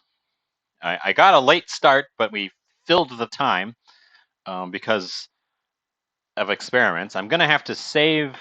We only used half of the grated breadfruit. Here's the other half. I'm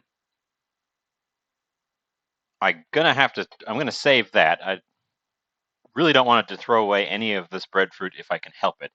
It is tasty and it was quite big, but it was definitely more expensive than an equal quantity of potato.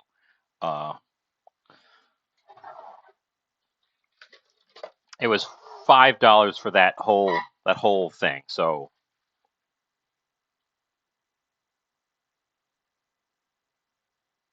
yeah. So not like break the bank, and you get quite a bit out of one of those things, but I don't want to waste any of it because it wasn't so cheap. And I'm also quite intrigued with it, and I'm going to run some more tests, and we'll see if I can do a proper like make it the star show. I don't know if this one's going to keep long enough to. I was looking at breadfruit recipes. I was looking at breadfruit recipes while I was standing here talking. Thing is, all the most popular ones were deep fried, and I really did not want to start a deep fry right now. The hash brown recipe was not suggested to me. I just pulled that one out of nowhere, and it worked. So I guess this stuff is pretty versatile. But we'll run some more experiments with it, and then I will come back with a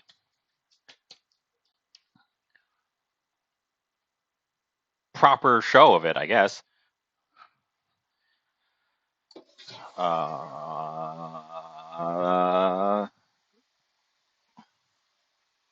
People are drifting out. I can see already on my old tracker number there. So let's wrap this up.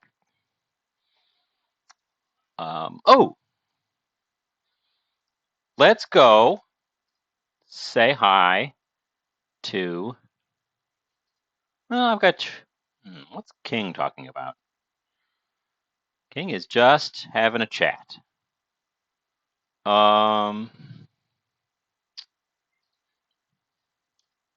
Let's go say hi to Jen, who is currently playing Hyper Light Drifter, and does not normally stream on Saturdays. So we're jumping in on a surprise bonus day.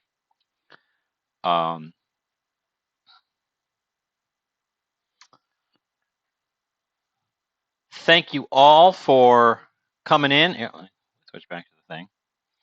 My hair is once again frizzed itself above the band. Thank you all for being here. Thank you for the bits. Thank you for the moistens. I've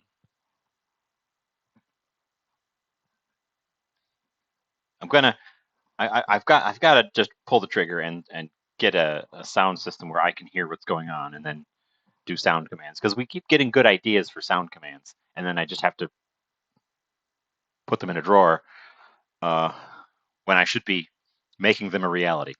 But I will be back on Tuesday. If that breadfruit manages to keep until Tuesday, you might see it again, but I don't think it's going to now that we've broken into it.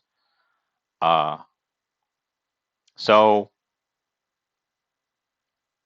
yeah. I'm not sure what I've got planned for Tuesday. Something fun. If you can make it, great. See you next time.